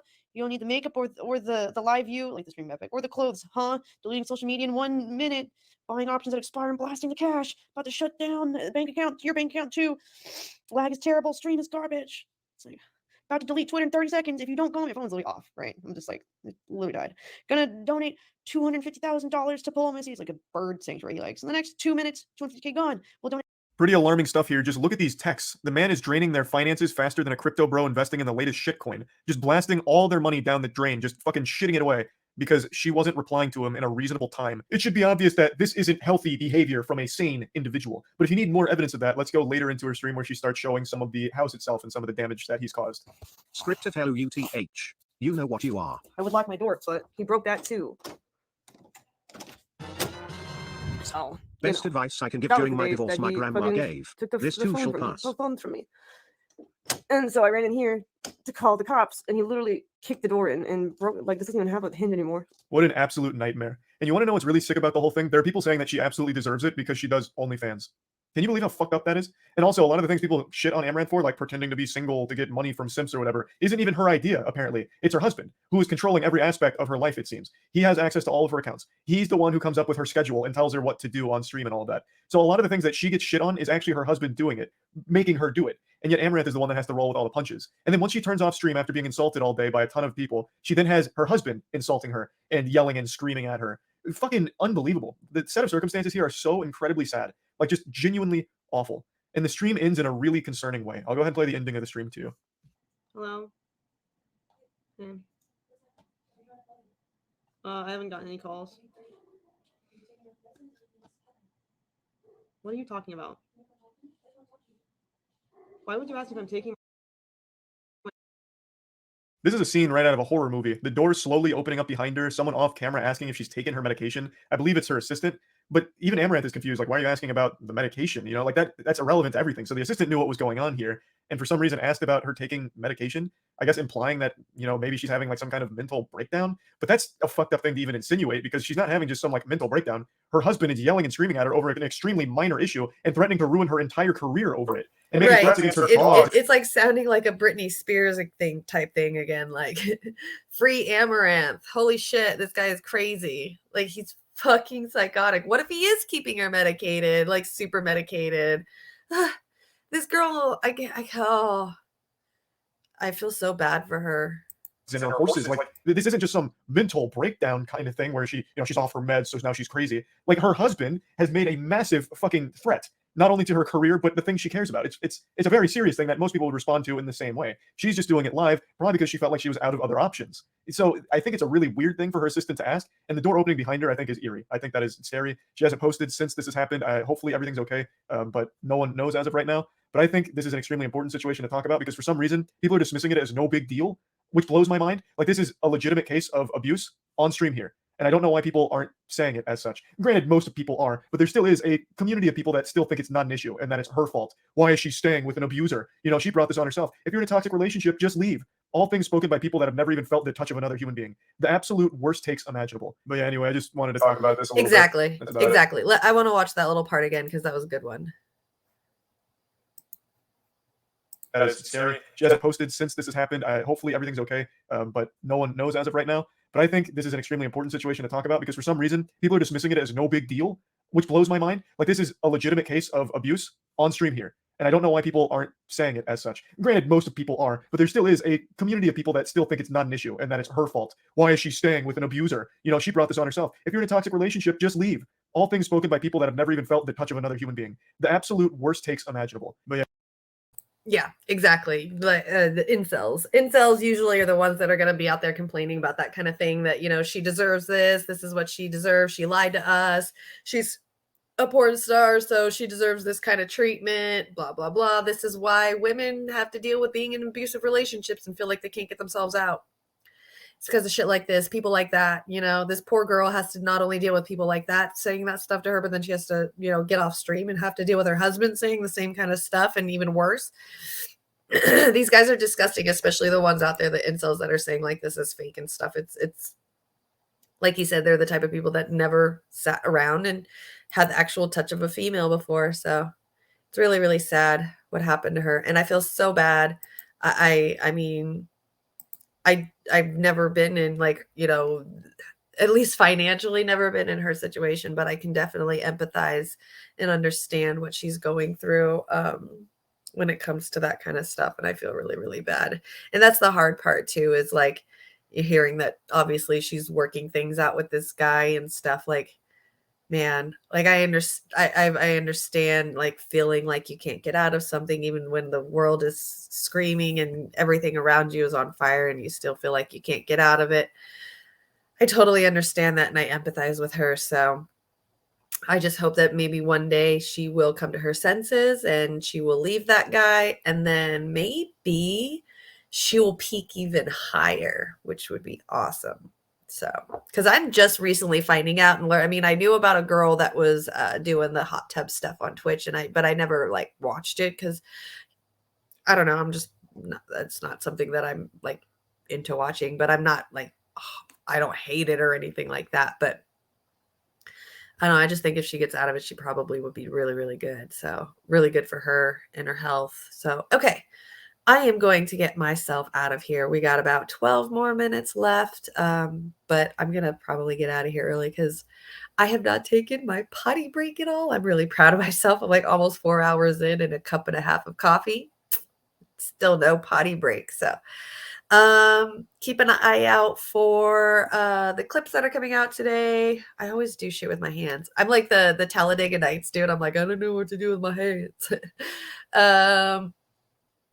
Keep your eye out for the clips today, this Wednesday, so that way I don't forget it. Joe Evans' show is going to be on, so if you guys want to check him out, you're more than welcome to. That'd be really fun.